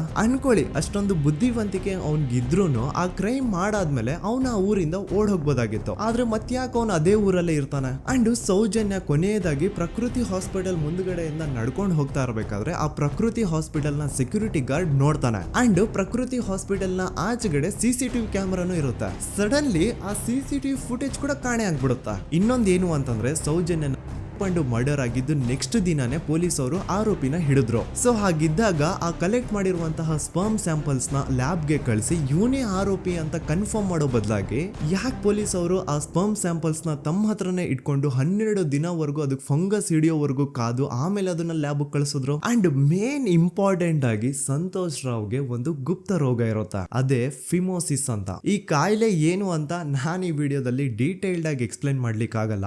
ಜಸ್ಟ್ ತಿಳ್ಕೊಳ್ಳಿ, ಈ ಒಂದು ಕಾಯಿಲೆ ಇರೋರು ಇಂಟಿಮಸಿ ಮಾಡ್ಲಿಕ್ಕೆ ಆಗಲ್ಲ. ಇನ್ ಕೇಸ್ ಮಾಡಿದ್ರು ಅವರು ಸುಖ ಅಲ್ಲ ನರಕ ಕಾಣ್ತಾರ. ಸೊ ಇಷ್ಟೆಲ್ಲ ವ್ಯಾಲಿಡ್ ಪಾಯಿಂಟ್ಸ್, ಇಷ್ಟೆಲ್ಲ ಫ್ಯಾಕ್ಟ್ಸ್ ಕಣ್ ಮುಂದೆ ಇರಬೇಕಾದ್ರೆ ಸ್ಟಿಲ್ ಪೊಲೀಸ್ ಅವರು ಯಾಕೆ ಈ ಕ್ರೈಮ್ ನ ಸಂತೋಷ್ ರಾವೇ ಮಾಡಿದಾನೆ ಅಂತ ಇವನ್ ಹಿಂದೆ ಬಿದ್ದಿದ್ದಾರೆ. ಯಾಕೆ ಅವರು ಈ ಕ್ರೈಮ್ ಇವನ್ ಬಿಟ್ರೆ ಬೇರೆ ಯಾರಾದ್ರೂ ಮಾಡಿರ್ಬೋದಲ್ಲ ಅಂತ ಆ ಆಂಗಲ್ ಅಲ್ಲಿ ಇನ್ವೆಸ್ಟಿಗೇಷನ್ ಮಾಡ್ತಿಲ್ವಲ್ಲ ಅಂತ ಪೊಲೀಸ್ ಅವರ ಇನ್ವೆಸ್ಟಿಗೇಷನ್ ಮೇಲೆ ಈಗ ಕ್ವಶನ್ ಬರುತ್ತೆ. So after hearing all of this, ಎಲ್ಲರಿಗೂ ಈಗ ಪೊಲೀಸ್ ಅವರ ಇನ್ವೆಸ್ಟಿಗೇಷನ್ ಇನ್ವೆಸ್ಟಿಗೇಷನ್ ಮೇಲೆ ಡೌಟ್ ಬರುತ್ತೆ. ಅಂಡ್ ಈವನ್ ಸೌಜನ್ಯ ಅವ್ರ ಮನೆಯವರು ಕೂಡ ನಿಜವಾದ ಆರೋಪಿ ಸಂತೋಷ್ ಅಲ್ಲ ಅಂತ ತಮ್ಮ ಅಭಿಪ್ರಾಯನ ವ್ಯಕ್ತಪಡಿಸ್ತಾರೆ. ಆಗ ಅಲ್ಲಿವರೆಗೂ ಸಂತೋಷ್ ರಾವ್ನ ಗಲ್ಲಿಗೇರಿಸಿ ಅಂತ ಏನು student protest and public protest ಎಲ್ಲ ನಡೀತಾ ಇತ್ತು, ಈಗ ಅದೆಲ್ಲ ನಿಂತು ಹೋಗಿ ಎಲ್ಲಾ ಹೇಟ್ ರೇಟ್ ಪೊಲೀಸ್ ಅವ್ರ ಕಡೆಗೆ ಹೋಗುತ್ತೆ. ಪೊಲೀಸ್ ಅವರು ಈ ಕೇಸಲ್ಲಿ ಕರಪ್ಟ್ ಆಗಿದ್ದಾರೆ, ಪೊಲೀಸ್ ಅವರೇ ಸತ್ಯ ಮುಚ್ಚಿಡ್ಲಿಕ್ಕೆ ಟ್ರೈ ಮಾಡ್ತಿದ್ದಾರೆ. ಹಾಗಾಗಿ ಈ ಕೇಸ್ನ ಇನ್ಮುಂದೆ ಪೊಲೀಸ್ ಅವರಲ್ಲದೆ ಸಿಬಿಐ ಅವರು ಇನ್ವೆಸ್ಟಿಗೇಷನ್ ಮಾಡಬೇಕು, ಈ ಕೇಸ್ನ ಸಿಬಿಐಗೆ ಒಪ್ಸಿ ಅಂತ ಅಗೇನ್ ಪ್ರೊಟೆಸ್ಟ್ ಗಳು ಸ್ಟಾರ್ಟ್ ಆಗ್ತವೆ. ಸೊ ಧರ್ಮಸ್ಥಳದಲ್ಲಿ ಇಷ್ಟೊಂದು ಹೋರಾಟಗಳಾಗ್ತಿದಾವೆ, ಒಬ್ಳು ಹುಡುಗಿ ಜೊತೆ ಇಷ್ಟೊಂದು ಅನ್ಯಾಯ ಆಗಿದೆ, ಆದ್ರೂ ಸಹ ಧರ್ಮಾಧಿಕಾರಿ ಏನು ಮಾತೇ ಆಡ್ತಿಲ್ವಲ್ಲ ಈ ಹುಡುಗಿ ಬಗ್ಗೆ ಅಂತ ಜನರು ಪ್ರಶ್ನೆ ಮಾಡಿದಾಗ ಆಗ ಧರ್ಮಾಧಿಕಾರಿನೂ ಜನರು ಮುಂದೆ ಬಂದ್ಬಿಟ್ಟು ಈ ಕೇಸ್ನ ಸಿಬಿಐಗೆ ಒಪ್ಸಿ ಅಂತ ಹೋರಾಟ ಮಾಡ್ತಾರ. ನಂತರ ಈ ಒಂದು ಕೇಸು ಪೊಲೀಸ್ ಅವರಿಂದ ಸಿಬಿಐ ಕೈಗೆ ಹೋಗುತ್ತೆ. ಸಿಬಿಐ ಕೈಗೆ ಹೋಗಿದ ತಕ್ಷಣ ಇಲ್ಲೇನು ಸತ್ಯ ಹೊರಗೆ ಬಂದಿಲ್ಲ. ಆ ಸಿಬಿಐ ಅವರು 3-4 ವರ್ಷ ಟೈಮ್ ತಗೊಂಡು ಮತ್ತೆ ಈ ಒಂದು ಕೇಸ್ನ ಇನ್ವೆಸ್ಟಿಗೇಷನ್ ಮಾಡ್ತಾರ. ಆದ್ರೆ ಅಲ್ಲೇನು ಇನ್ವೆಸ್ಟಿಗೇಷನ್ ಮಾಡ್ಲಿಕ್ಕೆ ಉಳ್ದೇ ಇರಲ್ಲ. ಆ ಪೊಲೀಸ್ ಅವರು ಅವ್ರ ಕೈಯಲ್ಲಿ ಈ ಕೇಸು ಇದ್ದಷ್ಟು ದಿನ ಎಷ್ಟಾಗುತ್ತೋ ಅಷ್ಟು ಎವಿಡೆನ್ಸ್ ನ ಡಿಸ್ಟ್ರಾಯ್ ಮಾಡ್ಬಿಟ್ಟಿರ್ತಾರ. ಸೊ ಹಾಗಾಗಿ ಅಲ್ಲಿ ಸಿಬಿಐ ಅವ್ರಿಗೆ ಇನ್ವೆಸ್ಟಿಗೇಷನ್ ಮಾಡ್ಲಿಕ್ಕೆ ಏನ್ ಉಳ್ದೇ ಇರಲ್ಲ. ಆದ್ರೂ ಸ್ಟಿಲ್ ಅವರು 3-4 ಇಯರ್ಸ್ ಟೈಮ್ ತಗೊಂಡು ನಂತರ ಫೈನಲಿ ಒಂದು ರಿಪೋರ್ಟ್ ನ ಕೋರ್ಟ್ಗೆ ಸಬ್ಮಿಟ್ ಮಾಡ್ತಾರ. ಅಂಡ್ ಸಿಬಿಐ ಅವರು ಕೋರ್ಟ್ಗೆ ಸಬ್ಮಿಟ್ ಮಾಡಿರುವಂತಹ ಆ ಒಂದು ರಿಪೋರ್ಟ್ ಅಲ್ಲಿ ಏನಿತ್ತು ಅಂದ್ರೆ ಸಿಬಿಐ ಇನ್ವೆಸ್ಟಿಗೇಷನ್ ಕನ್ಫರ್ಮ್ಸ್ ದಟ್ ಈ ಒಂದು ಕ್ರೈಮ್ ನ ಸಂತೋಷ್ ರಾವ್ ಮಾಡಿದಾನೆ ಅಂತ. ಆದ್ರೆ ಐರಾನಿ ಈಸ್ ಇದೇ ಒಂದು ರಿಪೋರ್ಟ್ ಅಲ್ಲಿ ಇವ್ರು ಏನ್ ಹೇಳ್ತಾರೆ ಅಂದ್ರೆ ಅವ್ರಿಗೆ ಯಾವುದೇ ತರ ಎವಿಡೆನ್ಸ್ ಸಿಕ್ಕಿಲ್ಲ ಅಂತ. ಯಾಕಂದ್ರೆ ಈ ಸೌಜನ್ಯ ಕೇಸು ಪೊಲೀಸ್ ಅವ್ರ ಕೈಯಲ್ಲಿ ಇದ್ದಾಗ ಪೊಲೀಸ್ ಅವರು ತಮ್ಮ ನಿರ್ಲಕ್ಷ್ಯದಿಂದ ಎಲ್ಲಾ ಎವಿಡೆನ್ಸ್ ನ ಕಳ್ಕೊಂಡ್ಬಿಟ್ಟಿರ್ತಾರ. ಅಂತದ್ರಲ್ಲಿ ಯಾವ ಒಂದು ಆಧಾರದ ಮೇಲೆ ಇವರು ಸಂತೋಷ್ ರಾವ್ ಈ ಕ್ರೈಮ್ ನ ಮಾಡಿದ್ದಾರೆ ಅಂತ ಕ್ವಶನ್ ಮಾಡಿದಾಗ ಸಿಬಿಐ ಅವ್ರ ಕಡೆಯಿಂದ ನೋ ಆನ್ಸರ್. ನೋಡಿ, ಮೊದ್ಲು ಈ ಒಂದು ಕೇಸ್ ನ ಪೊಲೀಸ್ ಅವರು ಇನ್ವೆಸ್ಟಿಗೇಷನ್ ಮಾಡಿ ನಂತರ ಈ ಒಂದು ಕೇಸು ಸಿಬಿಐ ಅವ್ರ ಕೈಗೆ ಹೋಗಿ ಅವರು 3-4 ವರ್ಷ ಟೈಮ್ ತಗೊಂಡು ಇನ್ವೆಸ್ಟಿಗೇಷನ್ ಮಾಡಿ ದೆನ್ ಫೈನಲ್ ರಿಪೋರ್ಟ್ ನ ಕೋರ್ಟ್ ಗೆ ಸಬ್ಮಿಟ್ ಮಾಡೋಷ್ಟ್ರಲ್ಲಿ ಸುಮಾರು 5-6 ವರ್ಷ ಕಳೆದು ಹೋಗಿರುತ್ತೆ. ಅಂಡ್ ಸ್ಟಿಲ್ ಈ ಒಂದು ಕೇಸಲ್ಲಿ ಏನೂ ಕನ್ಕ್ಲೂಷನ್ ಸಿಕ್ಕಿರಲ್ಲ. ಎವ್ರಿ ಇಯರ್ ಸೌಜನ್ಯನ ಬರ್ತ್ಡೇ ಇದ್ದಾಗ ಅಥವಾ ತಿಥಿ ಇದ್ದಾಗ ಅವಳನ್ನ ನೆನೆಸ್ಕೊಂಡು ಅವಳ ಹೆಸರಲ್ಲಿ public protest and student protest ನಡೀತಾನೆ ಇರ್ತವೆ. ಸೊ ಒಂದು ದಿನ ಈ ಒಂದು ಪ್ರೊಟೆಸ್ಟ್ ಗಳ ನ್ಯೂಸ್ ಗಿರೀಶ್ ಮುಟ್ಟಣ್ಣನವರ ಗಮನಕ್ಕೆ ಬರುತ್ತೆ. ಯಾರು ಈ ಗಿರೀಶ್ ಮುಟ್ಟಣ್ಣನವರ ಅಂದ್ರೆ ಇವರು very honest X police man. ನೀವು ನಂಬಲ್ಲ, ಇವ್ರು ಪೊಲೀಸ್ ಆಫೀಸರ್ ಇದ್ದಾಗ ಪಬ್ಲಿಕ್ ಅಲ್ಲಿ ಒಬ್ಬ MLA ಹೊಡೆದಿರ್ತಾರ. ಅಷ್ಟೇ ಅಲ್ಲ, ಪೊಲೀಸ್ ಡಿಪಾರ್ಟ್ಮೆಂಟ್ ಅಲ್ಲಿ ಕರಪ್ಷನ್ ಇದೆ, ಕರಪ್ಷನ್ ಇದ್ದಿದ್ ಕಡೆ ನಾನ್ ಇರಲ್ಲ ಅಂತ ಹೇಳ್ಬಿಟ್ಟು ತಮ್ಮ ಪೊಲೀಸ್ ಡ್ಯೂಟಿನ ಬಿಟ್ಬಿಟ್ಟು ಈಗ ಸಮಾಜದಲ್ಲಿ ಏನೇ ಅನ್ಯಾಯ ಆಗಿದ್ರು ಅದ್ರ ಅಗೇನ್ಸ್ಟ್ ವಾಯ್ಸ್ ರೈಸ್ ಮಾಡ್ತಿದಾರ. ಸೊ ಈ ಗಿರೀಶ್ ಮುಟ್ಟಣ್ಣನವರಿಗೆ ಸೌಜನ್ಯ ಕೇಸ್ ಬಗ್ಗೆ ಗೊತ್ತಾದಾಗ ಅವ್ರಿಗೆ ಈ ಕೇಸು ತುಂಬಾನೇ ಕಾಡುತ್ತೆ. ಅಲ್ಲ, ಇಷ್ಟೊಂದು ವರ್ಷಗಳಾಗೋಯ್ತು ಆ ಹುಡುಗಿ ಜೊತೆ ಅನ್ಯಾಯ ಆಗಿ, ಸ್ಟಿಲ್ ಈ ಒಂದು ಕೇಸ್ನ ಕನ್ಕ್ಲೂಷನ್ ಸಿಕ್ತಿಲ್ವಲ್ಲ, ಏನ್ ನಡೀತಿದೆ ಧರ್ಮಸ್ಥಳದಲ್ಲಿ ಅರ್ಥ ಆಗ್ತಿಲ್ವಲ್ಲ ಅಂತ ಈ ಗಿರೀಶ್ ಅವರು ತಮ್ಮ ಹಳೆ ಪೊಲೀಸ್ ಕಾಂಟ್ಯಾಕ್ಟ್ಸ್ ನ ಯೂಸ್ ಮಾಡ್ಕೊಂಡು ಆ ಸೌಜನ್ಯ ಕೇಸ್ ಫೈಲ್ ನ ಒಂದು ಕಾಪಿನ ತಮ್ಮ ಹತ್ರ ತರಿಸ್ಕೋತಾರ. ಆ ಒಂದು ಕೇಸ್ ಫೈಲ್ ಅಲ್ಲಿ ಸೌಜನ್ಯ ಬಗ್ಗೆ ಅಷ್ಟೇ ಅಲ್ಲದೆ ಸಂತೋಷ್ ರಾವ್ ಬಗ್ಗೆನೂ ಇನ್ಫಾರ್ಮೇಶನ್ ಇರುತ್ತೆ. ಅಂಡ್ ಗಿರೀಶ್ ಅವರು ಸಂತೋಷ್ ಬಗ್ಗೆ ಇರುವಂತಹ ಇನ್ಫಾರ್ಮೇಶನ್ ನೋಡ್ತಾ ಇರ್ಬೇಕಾದ್ರೆ ಅವರು ಒಂದು ವಿಷಯನ ನೋಟಿಸ್ ಮಾಡ್ತಾರ. ಅದೇನಂತಂದ್ರೆ ಪೊಲೀಸ್ ಅವರು ಸಂತೋಷ್ ರಾವ್ನ ಬರೀ ಸೌಜನ್ಯ ಕೇಸಲ್ಲಿ ಒಂದೇ ಫಿಟ್ ಮಾಡಿರಲ್ಲ, ಸೌಜನ್ಯ ಸಾಯೋಕ್ಕಿಂತ 20 ದಿನ ಹಿಂದೆ ಧರ್ಮಸ್ಥಳದಲ್ಲೇ ನಡೆದಿರುವಂತಹ ಒಂದು ಕ್ರೈಮ್ ಅಲ್ಲಿನೂ ಸಹ ಸಂತೋಷ್ ರಾವೇ ಆರೋಪಿ ಅಂತ ಮೆನ್ಷನ್ ಮಾಡಿರ್ತಾರ. ಸೊ ಸೌಜನ್ಯ ಕೇಸ್ ಬಿಟ್ಟು ಆ ಇನ್ನೊಂದು ಕೇಸ್ ಯಾವುದು, ಅದಕ್ಕೂ ಸಂತೋಷ್ಗೂ ಏನ್ ಸಂಬಂಧ, ಅದ್ರಲ್ಲಿ ಯಾಕೆ ಸಂತೋಷ್ನ ಪೊಲೀಸ್ ಅವರು ಫಿಟ್ ಮಾಡಿದ್ರು ಅಂತ ಪ್ರತಿಯೊಂದು ಹೇಳ್ತೀನಿ. ಆದ್ರೆ ನಾನಿಲ್ಲಿ ಯಾರ್ದೂ ರಿಯಲ್ ನೇಮ್ಸ್ ನ ಬಳಸಲ್ಲ. ಯಾಕಂದ್ರೆ ಮುಂದೆ ಕೇಸಲ್ಲಿ ತುಂಬಾ ದೊಡ್ಡ ಪವರ್ಫುಲ್ ವ್ಯಕ್ತಿಗಳ ಹೆಸರುಗಳು ಬರ್ತವೆ. ಅಂಡ್ ನನ್ ವಿಡಿಯೋ ಯೂಟ್ಯೂಬ್ ಇಂದ ಡಿಲೀಟ್ ಆಗೋದು ನನ್ಗೆ ಇಷ್ಟ ಇಲ್ಲ. ಹಾಗಾಗಿ ನಾನಿಲ್ಲಿ ಯಾರ್ದೂ ರಿಯಲ್ ನೇಮ್ಸ್ ನ ಬಳಸ್ತಿಲ್ಲ. ಬಟ್ ಯಾರ ಬಗ್ಗೆ ಹೇಳ್ತಿದ್ದೀನಿ ಅಂತ ಒಂದ್ ಸ್ವಲ್ಪ ನೀವೇ ಅರ್ಥ ಮಾಡ್ಕೊಳ್ಳಿ. ನೋಡಿ, ಧರ್ಮಸ್ಥಳದಲ್ಲಿ ಮಾಫಿಯಾ ಕೈಂಡ್ ಆಫ್ ನಡೆಸ್ತಿರುವಂತಹ ಒಂದು ವೆರಿ ಪವರ್ಫುಲ್ ಗೌಡ್ರು ಕುಟುಂಬ ಇದೆ. ಇವ್ರ ಹತ್ರ ಬೇಜನ್ ಆಸ್ತಿ, ಬೇಜನ್ ದುಡ್ಡು, ಬೇಜನ್ ಪವರ್, ಬೇಜನ್ ಇನ್ಫ್ಲೂಯೆನ್ಸ್ ಎಲ್ಲಾನು ಇದೆ. ಆ ಊರಲ್ಲಿ ಈ ಗೌಡ್ರು ಕುಟುಂಬದ್ದು ಎಷ್ಟೊಂದು ಕಂಟ್ರೋಲ್ ಇದೆ ಅಂತಂದ್ರೆ ಅವ್ರನ್ನ ಎದುರು ಹಾಕೊಳ್ಳೋರೆ ಯಾರು ಇಲ್ಲ. ಅಂಡ್ ಈ ಒಂದು ಗೌಡ್ರು ಕುಟುಂಬ ಒಂದು ಪ್ರೈವೇಟ್ ಟ್ರಸ್ಟ್ ಹೆಸರಲ್ಲಿ ಒಂದು ವೆರಿ ಪಾಪ್ಯುಲರ್ ದೇವಸ್ಥಾನನ ಸುಮಾರು ವರ್ಷಗಳಿಂದ ತಲೆ ಮಾರುಗಳಿಂದನೂ ನಡ್ಸ್ಕೊಂಡ್ ಬಂದಿರ್ತಾರ. ಅದೇ ಒಂದು ದೇವಸ್ಥಾನದಲ್ಲಿ 60 ವರ್ಷ ವಯಸ್ಸಾಗಿರುವಂತಹ ನಾರಾಯಣ ಅನ್ನೋ ಒಬ್ಬ ವ್ಯಕ್ತಿ ಮಾವುತನಾಗಿ ಕೆಲಸ ಮಾಡ್ತಿರ್ತಾನೆ. ನಾರಾಯಣ ಅವ್ರ ತಂದೆನೂ ಅದೇ ದೇವಸ್ಥಾನದಲ್ಲಿ ಮಾವುತಾಗಿ ಕೆಲಸ ಮಾಡ್ತಾ ಇದ್ರು, ಅವ್ರ ತಂದೆನೂ ಅದೇ ದೇವಸ್ಥಾನದಲ್ಲಿ ಮಾವುತಾಗಿ ಕೆಲಸ ಮಾಡ್ತಾ ಇದ್ರು. ಸೊ ಹೀಗೆ ತಲೆ ಮಾರುಗಳಿಂದ ಮಾವುತ ಆಗಿನೇ ನಾರಾಯಣನ ಕುಟುಂಬ ಆ ಒಂದು ದೇವಸ್ಥಾನದಲ್ಲಿ ಕೆಲಸ ಮಾಡ್ತಾ ಇರುತ್ತೆ. ಸೊ ಒಮ್ಮೆ ತುಂಬಾ ವರ್ಷಗಳ ಹಿಂದೆ ನಾರಾಯಣ ಅವ್ರ ತಂದೆ ಆ ದೇವಸ್ಥಾನದಲ್ಲಿ ಮಾವುತಾಗಿ ಕೆಲಸ ಮಾಡ್ತಾ ಇರ್ಬೇಕಾದ್ರೆ ಆಗಿನ ದೇವಸ್ಥಾನದ ಧರ್ಮಾಧಿಕಾರಿ ಆ ಮಾವುತನ ಕೆಲ್ಸದ ಮೇಲೆ ಇರುವಂತಹ ನಿಷ್ಠೆ, ಅವನ ನಿಯತ್ತು ಅಂಡ್ ತಲೆಮಾರುಗಳಿಂದ ಅವರು ದೇವಸ್ಥಾನಕ್ಕೆ ಸಲ್ಲಿಸ್ತಿರುವಂತಹ ಸೇವೆನ ಮೆಚ್ಚಿ ಆ ಧರ್ಮಾಧಿಕಾರಿ ಆ ನಾರಾಯಣ ಅವ್ರ ತಂದೆ ಆ ಮಾವುತನಿಗೆ ಒಂದು ಜಮೀನ ಕೊಡ್ತಾರೆ ಆಸ್ ಎ ಗಿಫ್ಟ್ ಆಗಿ. ಸೊ ಈಗ ಫ್ಲಾಶ್ ಬ್ಯಾಕ್ ಇಂದ ಒಂದ್ ಸ್ವಲ್ಪ ಮುಂದೆ ಬರುವ 2010-11ರಲ್ಲಿ ಯಾವೊಂದು ಜಮೀನ ಆಗಿನ ಧರ್ಮಾಧಿಕಾರಿ ನಾರಾಯಣ ಅವ್ರ ತಂದೆಗೆ ಆಸ್ ಎ ಗಿಫ್ಟ್ ಆಗಿ ಕೊಟ್ಟಿದ್ರು, ಈಗ ನಾರಾಯಣ ಅವ್ರ ತಂದೆ ಸತ್ ಹೋಗಿ ಆ ಒಂದು ಜಮೀನು ನಾರಾಯಣ ಹೆಸರಿಗೆ ಆಗಿರುತ್ತೆ. ಅಂಡ್ ಆಗಷ್ಟೇ ಗೊತ್ತಾಗುತ್ತೆ ಆ ಜಮೀನ ವೆರಿ ಆಪೋಸಿಟ್ ಒಂದು ದೊಡ್ಡ ಹೈವೇ ಬರ್ತಿದೆ ಅಂಡ್ ಅದರಿಂದ ಜಮೀನ ರೇಟು 10 ಪಟ್ಟು ಜಾಸ್ತಿ ಆಗುತ್ತೆ ಅಂತ. ಸೊ ಈ ವಿಷಯ ಗೊತ್ತಾಗಿ ನೋಡಿ ದಾನ ಮಾಡದಂತಹ ಧರ್ಮಾಧಿಕಾರಿ ಅಂತೂ ಸತ್ ಹೋದ್ರು, ಆದ್ರೆ ಅವ್ರ ಮುಂದಿನ ಪೀಳಿಗೆ ಅವ್ರಿಗೆ ಈ ಜಮೀನ್ ಮೇಲೆ ಕಣ್ಬಿದ್ದು ನಾರಾಯಣ ಅವ್ರ ಹತ್ರ ಆ ಜಾಗನ ವಾಪಸ್ ಕೇಳ್ತಾರ. ಆದ್ರೆ ನಾರಾಯಣ ಕೊಡಲ್ಲ. ಇಲ್ಲ ನಾನ್ ಯಾಕೆ ಕೊಡ್ಲಿ, ನಮ್ ತಂದೆಯಿಂದ ಸಿಕ್ಕಿರುವಂತಹ ಜಮೀನ್ ಇದು, ನಮ್ ತಂದೆಯ ಕೊನೆ ಗುರುತು ಇದು ನನ್ನ ಹತ್ರ ಇರೋದು, ಸೊ ಇದನ್ನ ನಾನ್ ಯಾವುದೇ ಕಾರಣಕ್ಕೂ ಬಿಟ್ಕೊಡಲ್ಲ ಅಂತ ಆ ಗೌಡ್ರು ಕುಟುಂಬನ ನಾರಾಯಣ ಎದುರು ಹಾಕೋತಾರ. ಆಗ ಗೌಡ್ರು ಕುಟುಂಬದವ್ರಿಗೆ ಕೋಪ ಬಂದು ಅವ್ರೇನ್ ಮಾಡ್ತಾರೆ ಅಂದ್ರೆ ನಾರಾಯಣ ಮನೆಗೆ ನೀರಿನ ಸಪ್ಲೈ ಇರುತ್ತಲ್ವಾ ಅದನ್ನ ಬಂದ್ ಮಾಡ್ತಾರ, ಎಲೆಕ್ಟ್ರಿಸಿಟಿ ಸಪ್ಲೈನು ಕಟ್ ಆಫ್ ಮಾಡ್ತಾರ, ಊರಲ್ಲಿರುವಂತಹ ಎಲ್ಲಾ ಚರಂಡಿಗಳನ್ನ ಕ್ಲೀನ್ ಮಾಡಿ ಆ ಕಸ ಏನಿರುತ್ತೋ ಅದನ್ನ ತಂದು ನಾರಾಯಣ ಮನೆ ಮುಂದೆ ಹಾಕ್ತಾರ. ಇಷ್ಟೇ ಅಲ್ಲ, ನಾರಾಯಣ ಅವ್ರ ಹೆಂಡತಿ ಮಕ್ಕಳು ಎಲ್ಲಾದ್ರೂ ಆಚೆ ಹೋಗ್ತಾ ಬರ್ತಾ ಇದ್ರೆ ಅವ್ರನ್ನ ಕೆಟ್ಟದಾಗ ಬೈಯೋದು, ಹೊಡ್ಕೊಳ್ಳೋದು, ಬಡ್ಕೊಳ್ಳೋದೆಲ್ಲ ಮಾಡ್ತಿರ್ತಾರ. ಇಷ್ಟೆಲ್ಲ ಆಗ್ತಾ ಇದ್ರು ಸ್ಟಿಲ್ ನಾರಾಯಣ ಮಾತ್ರ ಆ ಜಾಗನ ಬಿಟ್ಕೊಡಲ್ಲ. ಆ ಜಾಗದಗೋಸ್ಕರ ನೀನ್ ಬೇಕಿದ್ರೆ ಇದನ್ನೆಲ್ಲ ಸಹಿಸ್ಕೊಂಡಿರಪ್ಪ, ನಮ್ ಕೈಲಂತೂ ಆಗಲ್ಲ ಅಂತ ನಾರಾಯಣನ ಹೆಂಡತಿ ಮಕ್ಕಳು ಅವನ್ನ ಬಿಟ್ಟು ಬೇರೆ ಊರಿಗೆ ಹೋಗ್ಬಿಡ್ತಾರ. ಈಗ ಮನೆಯಲ್ಲಿ ನಾರಾಯಣ ಅಂಡ್ 45 ವರ್ಷ ವಯಸ್ಸಿರುವಂತಹ ನಾರಾಯಣ ಅವ್ರ ತಂಗಿ ಯಮುನಾ ಅವ್ರು ಮಾತ್ರ ಇಬ್ರೇ ಇರ್ತಾ ಇದ್ರು. ಸೊ ಒಂದೊಳ್ಳೆ ಅವಕಾಶ ನೋಡ್ಕೊಂಡು 21 ಸೆಪ್ಟೆಂಬರ್ 2012 ಮನೆಯಲ್ಲಿ ನಾರಾಯಣ ಹಾಗೂ ಯಮುನಾ ಇರ್ಬೇಕಾದ್ರೆ ಯಾರೋ ಮನೆ ಒಳಗಡೆ ನುಗ್ಗಿ ನಾರಾಯಣನ್ಗೆ ಹೊಡೆದು ಯಮುನಾಗೂ ಸಹ ಹೊಡೆದು ನಂತರ ಅವಳು ಮಾಡಿ ದೆನ್ ನಾರಾಯಣ ಹಾಗೂ ಯಮುನನ ತಲೆನ ಒಂದು ರುಬ್ಬಗುಂಡಿಂದ ಚಚ್ಚಿ ಸಾಯಿಸ್ಬಿಡ್ತಾರ. ಈ ಕೊಲೆ ಆಗಿದ್ದು ಕಳ್ಳತನಗೋಸ್ಕರ ಅಂತ ಪೊಲೀಸ್ ಅವರು ತಮ್ಮ ರಿಪೋರ್ಟ್ ಅಲ್ಲಿ ಬರೀತಾರ. ಆದ್ರೆ ಪಾಯಿಂಟ್ ಏನ್ ಗೊತ್ತಾ, ಆ ಮನೇಲಿ ಒಂದ್ ಸ್ವಲ್ಪನೂ ಹಣ ಆಗ್ಲಿ ಅಥವಾ ಬಂಗಾರ ಆಗ್ಲಿ ಕಳ್ಳತನ ಆಗಿರಲ್ಲ. ಕಳ್ಳತನ ಆಗಿರೋದು ಕೇವಲ ಆ ಮೇನ್ ರೋಡ್ ಅಲ್ಲಿ ಇದ್ದಂತಹ ಪ್ರಾಪರ್ಟಿ ಪೇಪರ್ಸ್.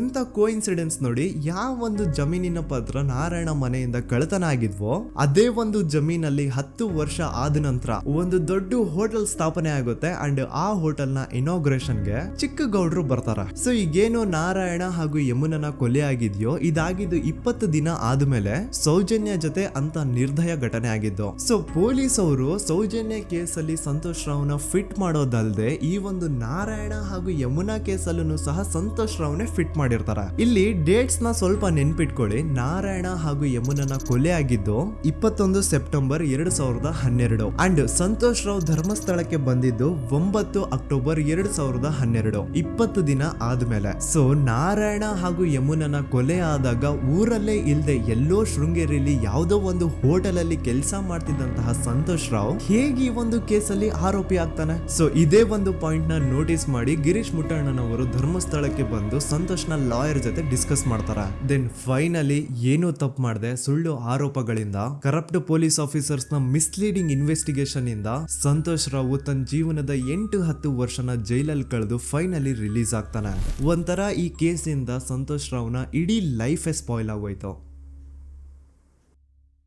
ಈಗ ಸಂತೋಷ್ ರಾವ್ ರಿಯಲ್ ಆರೋಪಿ ಅಲ್ಲ ಅಂತ ಕೋರ್ಟ್ ಅಲ್ಲಿ ಪ್ರೂವ್ ಆಯ್ತು. ಹಾಗಿದ್ರೆ ರಿಯಲ್ ಆರೋಪಿ ಯಾರು? ಪೊಲೀಸ್ ಅವರು ಯಾಕೆ ಕೇಸಲ್ಲಿ ಇಷ್ಟೊಂದು ಅನ್ಫೇರ್ ಇನ್ವೆಸ್ಟಿಗೇಷನ್ ಮಾಡಿದ್ರು? ಯಾರ ರಿಯಲ್ ಹೆಸರನ್ನ ಮುಚ್ಚಿಡ್ಲಿಕ್ಕೆ ಪೊಲೀಸ್ ಆಫೀಸರ್ಸ್ ಈ ಒಂದು ಕೇಸಲ್ಲಿ ಸಂತೋಷ್ ರಾವ್ನ ಸಿಗ್ಹಾಕ್ಸಿದ್ರು? ಇದೆಲ್ಲ ಥಿಂಕ್ ಮಾಡ್ತಾ ಹೋದ್ರೆ ನೋಡಿ ಆ ಊರಲ್ಲಿ ಆ ಪೊಲೀಸ್ ಆಫೀಸರ್ಸ್ಗೆ ಲಂಚ ಕೊಡೋಷ್ಟು, ಒಂದು ಪೊಲೀಸ್ ಇನ್ವೆಸ್ಟಿಗೇಷನ್ ನ ಸ್ಟಾಪ್ ಮಾಡೋಷ್ಟು ಅಥವಾ ಇನ್ವೆಸ್ಟಿಗೇಷನ್ ನ ಮಿಸ್ಲೀಡ್ ಮಾಡೋಷ್ಟು ಇನ್ಫ್ಲುಯೆನ್ಸ್ ಆಗ್ಲಿ, ಪವರ್ ಆಗ್ಲಿ ಅಥವಾ ಮನಿ ಆಗ್ಲಿ ಊರಿನ ಗೌಡ್ರು ಹತ್ರ ಮಾತ್ರ ಇದ್ದಿದ್ದು. ಸೊ ಈಗ ಸಂಶಯದ ಮುಳ್ಳು ಗೌಡ್ರು ಕಡೆ ತಿರುಗುತ್ತಾ. ನೋಡಿ ಪೊಲೀಸ್ ಅವರು ಸುಮ್ನೆ ಸಂತೋಷ್ ರಾವ್ನ ನಾರಾಯಣ ಹಾಗೂ ಯಮುನಾ ಕೇಸಲ್ಲಿ ಫಿಟ್ ಮಾಡಿದ್ರು. ಈಗ ಆ ಒಂದು ಕೊಲೆ ಪ್ರಕರಣಕ್ಕೂ ಸಂತೋಷ್ ರಾವ್ಗೂ ಏನು ಸಂಬಂಧನ ಇರ್ಲಿಲ್ಲ. ಹಂಗೆ ಥಿಂಕ್ ಮಾಡಿ ನಾರಾಯಣ ಸತ್ರೆ ಅಥವಾ ಅವನ ತಂಗಿ ಯಮುನಾ ಸತ್ರೆ ಯಾರಿಗ ಅಡ್ವಾಂಟೇಜ್ ಆಗುತ್ತೆ? ಊರಿನ ಗೌಡ್ರಿಗೆ, ಯಾಕಂದ್ರೆ ಅವ್ರಿಗ ಜಮೀನ್ ಸಿಗುತ್ತಾ. ಸೊ ಈಗ ನಾರಾಯಣ ಹಾಗೂ ಯಮುನಾ ಕೇಸಲ್ಲಿ ಸಂತೋಷ್ ರಾವ್ ಆರೋಪಿ ಅಲ್ಲ ಅಂತ ಪ್ರೂವ್ ಆದ್ಮೇಲೆ ಹಾಗಿದ್ರೆ ಆ ಕೊಲೆ ಮಾಡ್ದವ್ರು ಯಾರು ಅಂತ ಹಾಗೆ ಥಿಂಕ್ ಮಾಡಿದ್ರೆ ಗಿರೀಶ್ ಮುಟ್ಟಣ್ಣನವರಿಗೆ ಆ ಊರಿನ ಗೌಡ್ರ ಮೇಲೆ ಡೌಟ್ ಬರುತ್ತೆ. ಅದೇ ಒಂದು ಡೌಟ್ ಅಲ್ಲಿ ಗಿರೀಶ್ ಮುಟ್ಟಣ್ಣನವರು ಮಹೇಶ್ ತಿಮ್ರೊಡ್ಡಿ ಅಂತ ಇನ್ನೊಬ್ರ ಜೊತೆ ಸೇರ್ಕೊಂಡು ಈ ಹಿಂದೆ ಆ ಒಂದು ಊರಲ್ಲಿ ಆ ಧರ್ಮಸ್ಥಳದಲ್ಲಿ ಈ ಊರಿನ ಗೌಡ್ರು ಯಾವ್ದಾವ್ದೆಲ್ಲ ಕ್ರೈಮ್ಗಳು ಮಾಡಿದಾರೆ ಅಂತ ಊರಿನ ಜನರಿಂದ ತಿಳ್ಕೊತಾರ. ನಂತರ ಆ ಊರಿನ ಜನ ಯಾವ್ದಾವ್ದೆಲ್ಲ ಮ್ಯಾಟರ್ಸ್ ಹೇಳಿದ್ರು ಆ ಕೇಸ್ ಫೈಲ್ಸ್ ನೆಲ್ಲ ತಿರುಗಿಸಿ ಮುರುಗಿಸಿ ನೋಡಿದಾಗ ನೀವು ನಂಬಲ್ಲ, ಸೌಜನ್ಯ ಕೇಸ್ ಏನೇನು ಅಲ್ಲ, ಅದಕ್ಕಿಂತ ಭೀಕರ ಕೊಲೆಗಳು ಧರ್ಮಸ್ಥಳದಲ್ಲಿ ಆಗಿವೆ ಅಂಡ್ ಎಲ್ಲಾ ಕೊಲೆಗಳ ಹಿಂದೆ ಗೌಡ್ರು ಕುಟುಂಬದ್ದೇ ಕೈ ಇದೆ ಅಂತ ಎದ್ದು ಕಾಣಿಸುತ್ತೆ. 1977 ವೇದಾವಲ್ಲಿ ಕೇಸ್. ಧರ್ಮಸ್ಥಳ ಹತ್ತಿರ SDM ಪ್ರೈಮರಿ ಅಂಡ್ ಹೈಸ್ಕೂಲ್ ಅಂತ ಒಂದು ಸ್ಕೂಲ್ ಇರುತ್ತೆ ಅಂಡ್ ಈ ಒಂದು ಪ್ರೈವೇಟ್ ಸ್ಕೂಲ್ ಬೇರೆ ಯಾರ್ದು ಅಲ್ಲ, ಆ ಗೌಡ್ರ ಕುಟುಂಬದ. ಈ ಸ್ಕೂಲ್ ಅಲ್ಲಿ 1977 ಅಲ್ಲಿ ವೇದಾವಲ್ಲಿ ಅಂತ ಒಬ್ರು ಟೀಚರ್ ವರ್ಕ್ ಮಾಡ್ತಿರ್ತಾರ. ವೇದಾವಲ್ಲಿ ಆ ಟೀಚರ್ ಜಾಬ್ಗೆ ತುಂಬಾನೇ ಓವರ್ ಕ್ವಾಲಿಫೈಡ್. ಅವರ ಕ್ವಾಲಿಫಿಕೇಶನ್ಸ್ ನ ಗಮನದಲ್ಲಿ ಇಟ್ಕೊಂಡ್ರೆ ಅವ್ರಿಗೆ HM ಅಥವಾ ಪ್ರಿನ್ಸಿಪಲ್ ನ ಪೋಸ್ಟ್ ಸಿಗ್ಬೇಕು. ಆದ್ರೂ ಸಹ ವೇದಾವಲ್ಲಿ ಆಸ್ ಎ ಟೀಚರ್ ಆಗಿನೇ ಕೆಲಸ ಮಾಡ್ಕೊಂಡು ಹೋಗ್ತಿರ್ತಾರ. ಒಮ್ಮೆ ಏನಾಗುತ್ತೆ, ಸ್ಕೂಲ್ ಅಲ್ಲಿ ಪ್ರಿನ್ಸಿಪಲ್ ನ ಪೋಸ್ಟ್ ಖಾಲಿ ಆಗುತ್ತೆ ಅಂಡ್ ಆ ಒಂದು ಪೋಸ್ಟ್ ಗೆ ಎಲ್ರು ಏನ್ ಅನ್ಕೊಳ್ತಾರೆ, ವೇದಾವಲ್ಲಿನೇ ಸೆಲೆಕ್ಟ್ ಮಾಡೋದು ಅಂತ. ಆದ್ರೆ ವೇದಾವಲ್ಲಿಯ ಕ್ಯಾಸ್ಟ್ ಬೇರೆ ಇದೆ ಅನ್ನೋ ಒಂದೇ ಒಂದು ಕಾರಣಕ್ಕೆ ಆ ಪ್ರಿನ್ಸಿಪಲ್ ನ ಪೋಸ್ಟ್ ವೇದಾವಲ್ಲಿಗೆ ಸಿಗದೆ ಬೇರೆ ಯಾರನ್ನೋ ತಂದು ಕೂರಿಸ್ಬಿಟ್ಟಿರ್ತಾರ. ಇದರಿಂದ ಟೀಚರ್ ವೇದಾವಲ್ಲಿಗೆ ತುಂಬಾ ಕೋಪ ಬಂದು ಅವ್ರ ಸ್ಕೂಲ್ ಮುಂದೆ ಪ್ರೊಟೆಸ್ಟ್ ಮಾಡೋದ್ ಸ್ಟಾರ್ಟ್ ಮಾಡ್ತಾರ ಅಂಡ್ ಈ ವಿಷಯ ಸ್ಕೂಲ್ ನ ಓನರ್ಸ್ ಗೆ ಇಷ್ಟ ಆಗಲ್ಲ. ಸೊ ಅವರು ಆ ಕೋಪನ ಹಾಗೆ ಮನ್ಸಲ್ಲಿ ಇಟ್ಕೊಂಡಿರ್ತಾರ. ಒಮ್ಮೆ ಏನಾಗುತ್ತೆ, ಸ್ಕೂಲ್ ರಜೆ ಇರುತ್ತೆ, ವೇದಾವಲ್ಲಿ ಮನೇಲಿ ಇರ್ತಾರ ಅಂಡ್ ಅವ್ರ ಹಸ್ಬೆಂಡ್ ಡಾಕ್ಟರ್ ಅರಳೆ ಅವ್ರಿಗೆ ಯಾವ್ದೋ ಬೇರೆ ಊರಲ್ಲಿ ಒಂದು ಕಾಲೇಜ್ ಅಲ್ಲಿ ಸೆಮಿನಾರ್ ಏನೋ ಇರುತ್ತೆ. ಸೊ ಅವರು ಅಲ್ಲಿಗೆ ಹೋಗಿರ್ತಾರೆ. ಈಗ ಮನೇಲಿ ಇರೋದು ವೇದಾವಲ್ಲಿ ಒಂದೇ. ಇದೇ ಒಂದು ಅವಕಾಶನ ನೋಡ್ಕೊಂಡು ಯಾರೋ ವೇದಾವಲ್ಲಿ ಅವ್ರ ಮನೆಗೆ ನುಗ್ಗಿ ವೇದಾವಲ್ಲಿಗೆ ಹೊಡೆದು ನಂತರ ಅವ್ರನ್ನ ಜೀವಂತವಾಗಿ ಸುಟ್ಬಿಡ್ತಾರ. ಸ್ವಲ್ಪ ಹೊತ್ತು ನಂತರ ರಾತ್ರಿ ಆಗ್ತಿದ್ದಂಗೆ ಡಾಕ್ಟರ್ ಅರಳೆ ಅವರು ಮನೆಗೆ ವಾಪಸ್ ಬರ್ತಾರೆ ಅಂಡ್ ಮನೆ ಒಳಗಡೆ ಬಂದ್ ನೋಡಿದ್ರೆ ವೇದಾವಲ್ಲಿ ಅವರು ಸತ್ ಹೋಗಿ ಅವರ ಬಾಡಿ ಸುಟ್ ಹೋಗಿ ನೆಲದ ಮೇಲೆ ಬಿದ್ದಿದೆ. ಹೆಂಡತಿನ ಕಳ್ಕೊಂಡಿರುವಂತಹ ದುಃಖನ ಸೈಡ್ಗೆ ಇಟ್ಟು ಡಾಕ್ಟರ್ ಅರಳೆ ಅವರು ಮೊದ್ಲು ಪೊಲೀಸ್ ಸ್ಟೇಷನ್ ಹೋಗ್ಬಿಟ್ಟು ನಮ್ ಮನೆಗೆ ನಾನು ಇಲ್ದೇ ಇರುವಂತಹ ಸಮಯನ ನೋಡ್ಕೊಂಡು ಯಾರೋ ಮನೆ ಒಳಗಡೆ ನುಗ್ಗಿ ನನ್ನ ಹೆಂಡತಿನ ಹೊಡೆದು ನಂತರ ಅವಳನ್ನ ತುಂಬಾ ಭೀಕರವಾಗಿ ಸಾಯಿಸಿದ್ದಾರೆ ಅಂತ ಪೊಲೀಸ್ ಅವ್ರಿಗೆ ರಿಪೋರ್ಟ್ ಕೊಡಕ್ ಹೋದ್ರೆ ಅಲ್ಲಿ ಪೊಲೀಸ್ ಅವರು ಉಲ್ಟಾ ಡಾಕ್ಟರ್ ಅರಳೆ ಮೇಲೆನೆ FIR ಬರ್ದು ನೀನೇ ನಿನ್ ಹೆಂಡತಿನ ಸಾಯಿಸಿದ್ಯಾ, ನಾಟಕ ಮಾಡಬೇಡ ಅಂತ ಅವ್ರನ್ನೇ ಅರೆಸ್ಟ್ ಮಾಡ್ಬಿಡ್ತಾರ. ನಂತರ 2-3 ವರ್ಷ ಜೈಲಲ್ಲೇ ಇದ್ದು ಡಾಕ್ಟರ್ ಅರಳೆ ಅವರು ತಮ್ಮ ಫ್ರೆಂಡ್ಸ್ ಅಂಡ್ ಫ್ಯಾಮಿಲಿ ಮೂಲಕ ಎವಿಡೆನ್ಸ್ ನೆಲ್ಲ ಕಲೆಕ್ಟ್ ಮಾಡಿಸಿ ತಾನ ಕೊಲೆನ ಮಾಡಿಲ್ಲ, ತಾನ್ ತನ್ನ ಹೆಂಡತಿನ ಸಾಯಿಸಿಲ್ಲ ಅಂತ ಕೋರ್ಟ್ ಅಲ್ಲಿ ಪ್ರೂವ್ ಮಾಡ್ಕೊಂಡು ಜೈಲಿಂದ ರಿಲೀಸ್ ಆಗ್ತಾರ. ಸೊ ಈಗ ಡಾಕ್ಟರ್ ಅರಳೆ ಅವರು ಈ ಒಂದು ಕ್ರೈಮ್ ನ ಮಾಡಿಲ್ಲ ಅಂತಂದ್ರೆ ವೇದಾವಲ್ಲಿನ ಅಷ್ಟು ಭೀಕರವಾಗಿ ಸಾಯಿಸಿದವ್ರು ಯಾರು, ಈ ವಿಷಯ ಇವತ್ತಿನವರೆಗೂ ಗೊತ್ತಾಗಿಲ್ಲ. 1986 ಅಲ್ಲಿ ನಡೆದಂತಹ ಪದ್ಮಲತಾ ಕೇಸ್. ಪದ್ಮಲತಾ ಅವ್ರ ತಂದೆ ಕಮ್ಯುನಿಸ್ಟ್ ಪಾರ್ಟಿನ ಲೀಡರ್ ಇರ್ತಾರೆ. ಅವ್ರ ರಿಯಲ್ ನೇಮ್ ಏನು ಅಂತ ನಮಗ್ ಗೊತ್ತಾಗಿಲ್ಲ, ಬಟ್ ಈ ವಿಡಿಯೋದಲ್ಲಿ ಅವ್ರ ಹೆಸರು ಲಕ್ಷ್ಮಣ್ ಅಂತ ಅನ್ಕೊಳ್ಳಿ. ಸೊ ಕಮ್ಯುನಿಸ್ಟ್ ಪಾರ್ಟಿನ ಲೀಡರ್ ಇರುವಂತಹ ಲಕ್ಷ್ಮಣ್ ಅವ್ರಿಗೆ ಊರಲ್ಲಿ ತುಂಬಾನೇ ಸಪೋರ್ಟ್ ಇರುತ್ತೆ, ಊರಿನ ಜನರ ಫೇವ್ರೇಟ್ ಇರ್ತಾರೆ ಇವರು. ಅಂಡ್ ಅದೇ ವರ್ಷ ಅಂದ್ರೆ 1986 ಅಲ್ಲಿ ಪಂಚಾಯತ್ ಎಲೆಕ್ಷನ್ ಬೇರೆ ಇರುತ್ತೆ ಅಂಡ್ ಎಲ್ರಿಗೂ ಗೊತ್ತಿತ್ತು ಲಕ್ಷ್ಮಣೆ ಗೆಲ್ಲೋದು ಅಂತ. ಆ ಪಂಚಾಯತ್ ಎಲೆಕ್ಷನ್ ಅಲ್ಲಿ ಲಕ್ಷ್ಮಣ್ನ ಆಪೋಸಿಟ್ ಗೌಡ್ರಿಗೆ ತುಂಬಾ ಬೇಕಾಗಿರೋರು ಒಬ್ರು ನಿಂತಿರ್ತಾರ ಅಂಡ್ ಅವ್ರಿಗೂ ಗೊತ್ತಿತ್ತು ಎಲೆಕ್ಷನ್ ಏನಾದ್ರು ಆದ್ರೆ ಲಕ್ಷ್ಮಣ ಎಲೆಕ್ಷನ್ ಅಲ್ಲಿ ಗೆಲ್ಲೋದು ಅಂತ. ಸೊ ಎಲ್ಲಿ ಸೋತೋಗ್ಬಿಡ್ತೀವೋ ಅನ್ನೋ ಭಯಕ್ಕೆ ಆ ಗೌಡ್ರು ಕಡೆ ಅವ್ರು ಏನ್ ಮಾಡ್ತಾರೆ, ಲಕ್ಷ್ಮಣ್ನ ಅಪ್ರೋಚ್ ಮಾಡಿ ಮುಚ್ಕೊಂಡು ಈ ಪಂಚಾಯತ್ ಎಲೆಕ್ಷನ್ ಅಲ್ಲಿ ನಿನ್ ನಾಮಿನೇಷನ್ ನ ಕ್ಯಾನ್ಸಲ್ ಮಾಡು ಅಂತ ವಾರ್ನಿಂಗ್ ಕೊಡ್ತಾರ. ಆದ್ರೆ ಲಕ್ಷ್ಮಣ್ ಅವರು ಅಂಜದೆ ನೀವ್ ಏನ್ ಮಾಡ್ತಿರೋ ಮಾಡ್ಕೊಳ್ರಿ, ಆದ್ರೆ ನಾನ್ ಮಾತ್ರ ನಾಮಿನೇಷನ್ ನ ಕ್ಯಾನ್ಸಲ್ ಮಾಡಲ್ಲ ಅಂತ ಆ ಗೌಡ್ರು ಕುಟುಂಬನ ಎದುರು ಹಾಕೋತಾರ. ದೆನ್ ಎಂತ ಕೋಇನ್ಸಿಡೆನ್ಸ್ ನೋಡಿ, ನೆಕ್ಸ್ಟ್ ಡೇನೆ ಲಕ್ಷ್ಮಣ್ ಅವ್ರ ಮಗಳು ಪದ್ಮಲತಾ ಕಿಡ್ನಾಪ್ ಆಗ್ತಾಳ. ಸುಮಾರು 56 ದಿನ ಅವಳನ್ನ ಯಾರೋ ಕಿಡ್ನಾಪ್ ಮಾಡ್ತಾರೆ ಅಂಡ್ ಆ 56 ದಿನ ಡೈಲಿ ಅವಳನ್ನ ಶೋಷಣೆ ಕೂಡ ಮಾಡ್ತಾರೆ. ನಂತರ 56 ದಿನ ಆದ್ಮೇಲೆ ಪದ್ಮಲತನ ಬಾಡಿ ನೇತ್ರಾವತಿ ನದಿಲಿ ತೇಲ್ತಾ ಸಿಗುತ್ತಾ. ಆಸ್ ಎಕ್ಸ್ಪೆಕ್ಟೆಡ್ ಈ ಕೇಸಲ್ಲೂ ಪೊಲೀಸ್ ಅವ್ರ ಕಡೆಯಿಂದ ಪ್ರಾಪರ್ ಇನ್ವೆಸ್ಟಿಗೇಷನ್ ಆಗಲ್ಲ ಅಂಡ್ ಯಾರ್ ಪದ್ಮಲತನ ಕಿಡ್ನಾಪ್ ಮಾಡಿದ್ರು, ಯಾರು ಅವಳನ್ನ 15 ದಿನವರೆಗೂ ಶೋಷಣೆ ಮಾಡಿ ನಂತರ ಅವಳನ್ನ ಅಷ್ಟು ಭೀಕರವಾಗಿ ಸಾಯಿಸಿದ್ರು ಅಂತ ಇವತ್ತಿನ ದಿನದವರೆಗೂ ಗೊತ್ತಾಗಿಲ್ಲ. ಮತ್ತೆ ನಮಗೆ ಗೊತ್ತಾದದು 22ಕ್ಕೆ ಸ್ಕೂಲ್ ಡೇ 56 ದಿನ ಕಳೆದು ಹೊಳೆಯಲ್ಲಿ ಹೆಣ ಉಂಡು ಎಂದು ಕೇಳಿ ಪೊಲೀಸಿನವರು ಬರುವಾಗ ಬಂದು ಹೇಳುವಾಗ ನಮಗೆ ಗೊತ್ತಾದ. ಅವರು ನನ್ನನ್ನು ಕರ್ಕೊಂಡು ಹೋಗಿ ಅಲ್ಲಿ ಹೋಗಿದೆ.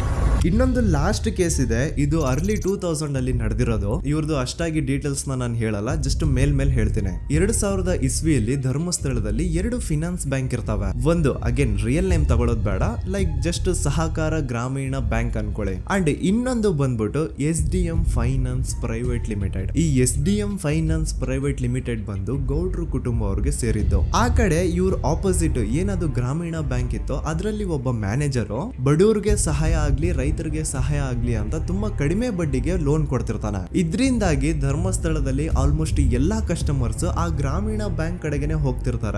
SDM ಫೈನಾನ್ಸ್ ಪ್ರೈವೇಟ್ ಲಿಮಿಟೆಡ್ ಕಡೆಗೆ ಯಾರು ಬರ್ತಿರಲ್ಲ. ಇದರಿಂದ ಗೌಡ್ರಿಗೆ ಲಾಸ್ ಆಗ್ತಿರುತ್ತಾ. ಸೊ ಅವ್ರೇನ್ ಮಾಡ್ತಾರೆ, ಆ ಗ್ರಾಮೀಣ ಬ್ಯಾಂಕ್ ನ ಮ್ಯಾನೇಜರ್ ಏನಿದ್ನೋ ಅವನ್ಗೆ ಒಂದು ಸ್ವೀಟ್ ವಾರ್ನಿಂಗ್ ಕೊಡ್ತಾರ. ಮುಚ್ಕೊಂಡು ಇನ್ಮೇಲೆ ಇಂದ ನಿನ್ ಲೋನ್ಸ್ ಕೊಡೋದನ್ನ ನಿಲ್ಲಿಸ್ಬಿಡು. ಇನ್ ಕೇಸ್ ಲೋನ್ ಕೊಟ್ರು ನಾವ್ ಯಾವ ಇಂಟ್ರೆಸ್ಟ್ ರೇಟ್ ಗೆ ಲೋನ್ ನ ಕೊಡ್ತಾ ಇದೀವೋ ಅದೇ ರೇಟ್ ಗೆ ನೀನು ಕೊಡುವ ಅಂತ ಫೋರ್ಸ್ ಮಾಡ್ತಾರ.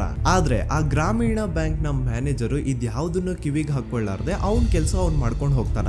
ದೆನ್ ಸಡನ್ಲಿ ಒಂದು ದಿನ ಬ್ಯಾಂಕ್ ಮ್ಯಾನೇಜರ್ ನ ಹೆಂಡತಿನ ಮನೆ ಒಳಗಡೆನೆ ನುಗ್ಗಿ ಯಾರು ಮಾಡಿ ತುಂಬಾ ಭೀಕರವಾಗಿ ಸಾಯಿಸ್ಬಿಡ್ತಾರ. ಇದರ ರಿಗಾರ್ಡಿಂಗ್ ಆ ಬ್ಯಾಂಕ್ ಮ್ಯಾನೇಜರ್ ಪೊಲೀಸ್ ಸ್ಟೇಷನ್ ಅಲ್ಲಿ ಕಂಪ್ಲೇಂಟ್ ಕೊಡಕ್ ಹೋದ್ರೆ ಪೊಲೀಸ್ ಅವರು ಉಲ್ಟಾ ಆ ಬ್ಯಾಂಕ್ ಮ್ಯಾನೇಜರ್ ಹೆಸರಲ್ಲೇ FIR ಬರ್ದು ನೀನೇ ನಿನ್ ಹೆಂಡತಿನ ಸಾಯಿಸಿದ್ಯಾ ಅಂತ ಅವನ್ನೇ ಅರೆಸ್ಟ್ ಮಾಡ್ಬಿಡ್ತಾರ. ನಂತರ 1-2-3 ವರ್ಷ ಆ ಬ್ಯಾಂಕ್ ಮ್ಯಾನೇಜರ್ ಜೈಲಲ್ಲಿ ಇರ್ತಾನೆ. ಅದಾದ್ಮೇಲೆ ಅವನ ಕ್ರೈಮ್ ನ ಮಾಡಿಲ್ಲ ಅಂತ ಕೋರ್ಟ್ ಅಲ್ಲಿ ಪ್ರೂವ್ ಆಗುತ್ತೆ. ಆದ್ರೆ ರಿಯಲ್ ಕ್ರೈಮ್ ಮಾಡಿದವರು ಯಾರು ಅಂತ still it's A question mark. And ಇನ್ನೊಂದು ನಾರಾಯಣ ಅಂಡ್ ಯಮುನಾ ಕೇಸ್ ಬಗ್ಗೆ ಅಂತೂ ನಾನು ಆಗ್ಲೇ ನಿಮ್ಗೆ ಎಕ್ಸ್ಪ್ಲೇನ್ ಮಾಡಿದೆ. ಸೊ ಎಂತಹ ಕೋ ಇನ್ಸಿಡೆಂಟ್ಸ್ ಗಳು ನೋಡಿ, ಯಾರೆಲ್ಲ ಆ ಧರ್ಮಸ್ಥಳದಲ್ಲಿ ಗೌಡ್ರು ಕುಟುಂಬನ ಎದುರಾಕೊಂಡಿದಾರೋ ಅವ್ರ ಜೀವನದಲ್ಲಿ ಏನೋ ಒಂದು ತುಂಬಾ ದೊಡ್ಡ ದುರಂತ ನಡೆದು ಹೋಗುತ್ತಾ. ಅಂಡ್ ಸರ್ಪ್ರೈಸಿಂಗ್ಲಿ ಅವ್ರ ಕೇಸಲ್ಲಿ ಪೊಲೀಸ್ ಅವ್ರ ಕಡೆಯಿಂದ ಪ್ರಾಪರ್ ಇನ್ವೆಸ್ಟಿಗೇಷನ್ ಆಗಲ್ಲ. ಅಂಡ್ ಯಾರ ಆ ಕ್ರೈಮ್ ನ ಮಾಡಿದ್ರು ಅಂತ ಯಾವತ್ತೂ ಹೊರಗೆ ಬರೋದೇ ಇಲ್ಲ. ಸೊ ಈ ಗೌಡ್ರು ಕುಟುಂಬದವರು ಧರ್ಮಸ್ಥಳದಲ್ಲಿ ಬೇಜನ್ ಕರ್ಮಕಾಂಡಗಳನ್ನ ಮಾಡಿದ್ದಾರೆ. ಅಂಡ್ ಅವ್ರ ಪವರ್ ಅಂಡ್ ಅವ್ರಿಗಿರುವಂತಹ ಇನ್ಫ್ಲೂಯೆನ್ಸ್ ಇಂದ ಆ ಎಲ್ಲಾ ಕೇಸ್ ನ ಮುಚ್ಚಾಕಿದ್ದಾರೆ ಅಂತ ಮಹೇಶ್ ಹಾಗೂ ಗಿರೀಶ್ ಮುಟ್ಟಣ್ಣನವರ ಹೇಳಿಕೆ ಆಗಿದೆ. ಸೊ ಗೌಡ್ರು ಫ್ಯಾಮಿಲಿನ ಟ್ರ್ಯಾಕ್ ರೆಕಾರ್ಡ್ ನೋಡಿದ್ರೆ ಧರ್ಮಸ್ಥಳದಲ್ಲಿ ಒಂದು ಹುಡುಗಿನ ರೇಪ್ ಅಂಡ್ ಮರ್ಡರ್ ಮಾಡಿ ದೆನ್ ಪೊಲೀಸ್ ಅವ್ರಿಗೆ ಲಂಚ ಕೊಟ್ಟು ಇನ್ವೆಸ್ಟಿಗೇಷನ್ ನ ಮಿಸ್ಲೀಡ್ ಮಾಡೋಷ್ಟು ಪವರ್ ಇನ್ಫ್ಲೂಯೆನ್ಸ್ ಈ ಗೌಡ್ರು ಕುಟುಂಬಕ್ಕೆ ಮಾತ್ರ ಇರೋದು. ಈಗ ಸಂತೋಷ್ ರಾವ್ ಅಂತೂ ಸೌಜನ್ಯ ಕೇಸಲ್ಲಿ ಆರೋಪಿ ಅಲ್ಲ ಅಂತ ಪ್ರೂವ್ ಆಯ್ತು. ಹಾಗಿದ್ರೆ ರಿಯಲ್ ಆರೋಪಿ ಯಾರು? ನೆನಪು ಮಾಡ್ಕೊಳ್ಳಿ, 11 ಅಕ್ಟೋಬರ್ 2012 ಸಂಜೆ 5 ಗಂಟೆ ಹಾಗೆ ಬಾಹುಬಲಿ ಬೆಟ್ಟದಲ್ಲಿ ಸಂತೋಷ್ ರಾವ್ ತನ್ನ ಪಾಡಿಗೆ ತಾನು ಸೀನರೀಸ್ ನ ಎಂಜಾಯ್ ಮಾಡ್ಕೊಂಡು ಸುಮ್ಮನೆ ಕೂತಿರ್ಬೇಕಾದ್ರೆ ಅವನ ಹತ್ರ 5 ಜನ ಕಿಡಿಗೇಡಿಗಳು ಬಂದು ಜಗಳ ತೆಗಿತಾರ. ಆ 5 ಜನ ಕಿಡಿಗೇಡಿಗಳು ಯಾರು ಅಂತ ನಾನು ಇಲ್ಲಿವರೆಗೂ ನಿಮ್ಗೆ ಹೇಳಿಲ್ಲ. ಸೊ ಅವರು ಬೇರೆ ಯಾರು ಅಲ್ಲ, ಚಿಕ್ಕ ಗೌಡ್ರು ಮಗ ನಿಶಾಂತ್ ಜೈನ್ ನ ವೆರಿ ಕ್ಲೋಸ್ ಫ್ರೆಂಡ್ಸ್. ಅವ್ರು ದಣಿ ಮಾಡಿರುವಂತಹ ಕ್ರೈಮ್ ಅಲ್ಲಿ ಬೇರೆ ಯಾರನ್ನಾದ್ರೂ ಸಿಗಿಸ್ಬೇಕಲ್ಲ ಅಂತ ಇವ್ರು ಬಕ್ರ ಹುಡುಕ್ತಾ ಇರ್ಬೇಕಾದ್ರೆ ಆಗ ಇವ್ರಿಗೆ ಸಿಗೋದೆ ಸಂತೋಷ್ ರಾವ್. ಅಗೇನ್ ಇನ್ನೊಂದು ಎಂತ ಕೋಇನ್ಸಿಡೆನ್ಸ್ ನೋಡಿ, ಸಂತೋಷ್ ರಾವ್ ಸೌಜನ್ಯ ಕೇಸಲ್ಲಿ ಅರೆಸ್ಟ್ ಆದ ನಂತರ ಚಿಕ್ಕ ಗೌಡ್ರು ಮಗ ನಿಶಾಂತ್ ಜೈನು ದೇಶನೇ ಬಿಟ್ಟು ಹೋಗ್ಬಿಡ್ತಾನ. ಈ ಕೇಸಲ್ಲಿ ಚಿಕ್ಕ ಗೌಡ್ರು ಮಗ ಇನ್ವಾಲ್ವ್ಮೆಂಟ್ ಇದೆ ಅಂತ ಯಾರಿಗೂ ಡೌಟೇ ಬರ್ತಾ ಇರ್ಲಿಲ್ಲ. ಡೌಟ್ ಯಾವಾಗ ಬಂತು ಅಂದ್ರೆ ಆ 5 ಜನ ಕಿಡಿಗೇಡಿಗಳು ಯಾರು ಸಂತೋಷ್ನ ಈ ಒಂದು ಕೇಸಲ್ಲಿ ಸಿಗಾಕ್ಸಿದ್ರು ಆ 5 ಜನರಲ್ಲಿ ಒಬ್ಬ ರವಿ ಪೂಜಾರಿ ಅಂತಾನು ಇರ್ತಾನೆ. ಅವನ್ಗೆ ತಾನು ತಪ್ಪು ಮಾಡಿದೀನಿ ಅಂತ ಗಿಲ್ಟ್ ಕಾಡುತ್ತೋ ಅಥವಾ ಬೇರೆ ಏನೋ ಗೊತ್ತಿಲ್ಲ, ಆದ್ರೆ ಅವನೇ ಸ್ವತಃ ಪೊಲೀಸ್ ಅವ್ರ ಹತ್ರ ಹೋಗ್ಬಿಟ್ಟು ಸೌಜನ್ಯ ಕೇಸಲ್ಲಿ ನಿಜವಾದ ಆರೋಪಿ ಸಂತೋಷ್ ಅಲ್ಲ ಕಂಡ್ರು, ಅವನ್ನ ಸುಮ್ನೆ ಸಿಗಾಕ್ಸಿರೋದಷ್ಟೇ, ನಿಜವಾದ ಆರೋಪಿಗಳು ಚಿಕ್ಕ ಗೌಡ್ರು ಮಗ ನಿಶಾಂತ್ ಜೈನ್ ಅಂಡ್ ಅವನ್ ಫ್ರೆಂಡ್ಸ್ ಸೂರಜ್, ಕಿರಣ್ ಅಂಡ್ ಕಣ್ಮಣಿ ಅಂತ. ಈ ಎಲ್ಲಾ ವಿಷಯನ ರವಿ ಪೂಜಾರಿ ಪೊಲೀಸ್ ಅವ್ರಿಗೆ ತಿಳಿಸ್ತಾನೆ. ಅಗೇನ್ ಎಂತ ಒಂದು ಕೋಇನ್ಸಿಡೆನ್ಸ್ ನೋಡಿ, ಈ ವಿಷಯಗಳನ್ನ ಊರಿನ ಜನರು ಮುಂದೆ ಹೇಳಿದಂತಹ ರವಿ ಪೂಜಾರಿ ಆಕಸ್ಮಿಕವಾಗಿ ಸತ್ ಹೋಗ್ಬಿಡ್ತಾನೆ. ಇವನು ಹೇಳಿದ್ದು ನಿಜ ಅಂತ ಜನರಿಗೆ ಯಾವಾಗ ಕನ್ಫರ್ಮ್ ಆಗುತ್ತೆ ಅಂದ್ರೆ ಸೌಜನ್ಯಗೆ ತುಂಬಾ ಹತ್ರವಾದವ್ರು ಒಬ್ರು ಯಶೋಧ ಅನ್ನೋರು ಕೋರ್ಟ್ ಅಲ್ಲಿ ಬಂದ್ಬಿಟ್ಟು ಸೌಜನ್ಯ ಕೊಲೆ ಆಗಿದ್ದ ದಿನ ಆ ಒಂದು ಸ್ಪಾಟ್ ಅಲ್ಲಿ ನಾನು ಈ 3 ಜನರನ್ನ ನೋಡಿದ್ದೆ ಅಂತ ಸಾಕ್ಷಿ ಹೇಳ್ತಾರ. ಈಗ ಎಲ್ಲಾ ಡಾಟ್ಸ್ ನ ಕನೆಕ್ಟ್ ಮಾಡ್ತಾ ಹೋದ್ರೆ ಸೌಜನ್ಯ ಕೇಸ್ ಒಂದೇ ಅಲ್ಲ, ನಾರಾಯಣ ಹಾಗೂ ಯಮುನಾ ಕೇಸಲ್ಲೂ, ವೇದವಲ್ಲಿ ಕೇಸಲ್ಲೂ, ಆ ಬ್ಯಾಂಕ್ ಮ್ಯಾನೇಜರ್ ನ ಕೇಸಲ್ಲೂ ಹಾಗೂ ಪದ್ಮಲತಾ ಕೇಸಲ್ಲೂ ಸೀದಾ ಡೈರೆಕ್ಟ್ ಡೌಟ್ ಬರೋದೆ ಊರಿನ ಗೌಡ್ರ ಮೇಲೆ. I really want to appreciate Kudla rampage YouTube channel, third eye YouTube channel, Girish ಮುಟ್ಟಣ್ಣನವರು ಸರ್ ಹಾಗೂ ಮಹೇಶ್ ಅವರು ಅಂಡ್ ಆಲ್ ಅದರ್ಸ್. ಇವರ ಕಾನ್ಸ್ಟೆಂಟ್ ಎಫರ್ಟ್ಸ್ ಇಂದಾನೆ ಸತ್ಯ ಏನಂತ 1 by 1 ಹೊರಗೆ ಬರ್ತಿದೆ and they are trying their level best to catch real criminals. At present Soujanya case ಬಗ್ಗೆ ಅಪ್ಡೇಟ್ ಏನು ಅಂತಂದ್ರೆ ಹೈಕೋರ್ಟ್ ವರೆಗೂ ಈ ಒಂದು ಕೇಸ್ ಹೋಗಿದೆ ಅಂಡ್ ಈ ಕೇಸಲ್ಲಿ ಈಗ ಇನ್ನೊಮ್ಮೆ ಮತ್ತೆ ಫ್ರೆಶ್ ಆಗಿ ರೀಇನ್ವೆಸ್ಟಿಗೇಷನ್ ಸ್ಟಾರ್ಟ್ ಆಗಬೇಕು ಅಂತ ಹೋರಾಟ ನಡೀತಿದೆ. ಸೊ ದೂತ ಪ್ರಜೆಗಳೇ, ಇದಾಗಿತ್ತು ಸೌಜನ್ಯ ಕೇಸ್ ಬಗ್ಗೆ ನಮ್ಮ ಒಂದು ಡೀಟೇಲ್ಡ್ ವಿಡಿಯೋ. ಈ ವಿಡಿಯೋದಲ್ಲಿ ನನ್ನಿಂದ ಎಲ್ಲಾದ್ರೂ ಏನಾದ್ರೂ ಚಿಕ್ಕ ಪುಟ್ಟ ಇನ್ಫಾರ್ಮೇಶನ್ ಮಿಸ್ ಆಗಿದ್ರೆ ಅಥವಾ ಮಿಸ್ಟೇಕ್ ಆಗಿದ್ರೆ ಅದನ್ನ ದಯವಿಟ್ಟು ಕಮೆಂಟ್ ಸೆಕ್ಷನ್ ಅಲ್ಲಿ ಹೈಲೈಟ್ ಮಾಡಿ. ಈ ವಿಡಿಯೋ ಯಾವಾಗ ಯೂಟ್ಯೂಬ್ ಇಂದ ಡಿಲೀಟ್ ಆಗುತ್ತೋ ನನ್ಗಂತೂ ಗೊತ್ತಿಲ್ಲ. ಸೊ ಪ್ಲೀಸ್ ಆದಷ್ಟು ಬೇಗ ಇದನ್ನ ಎಲ್ಲಾ ಕಡೆ ಶೇರ್ ಮಾಡಿ. ಓಕೆ ಪ್ರಜೆಗಳೇ, ಇವತ್ತಿಗಿಷ್ಟು ಸಾಕು ಅನ್ಕೊಳ್ತೀನಿ. ನಾನು ನಿಮ್ಮ ದೂತ ಸಮೀರ್ MD. ಮತ್ತೆ ಸಿಗ್ತೀನಿ ನೆಕ್ಸ್ಟ್ ವಿಡಿಯೋದಲ್ಲಿ.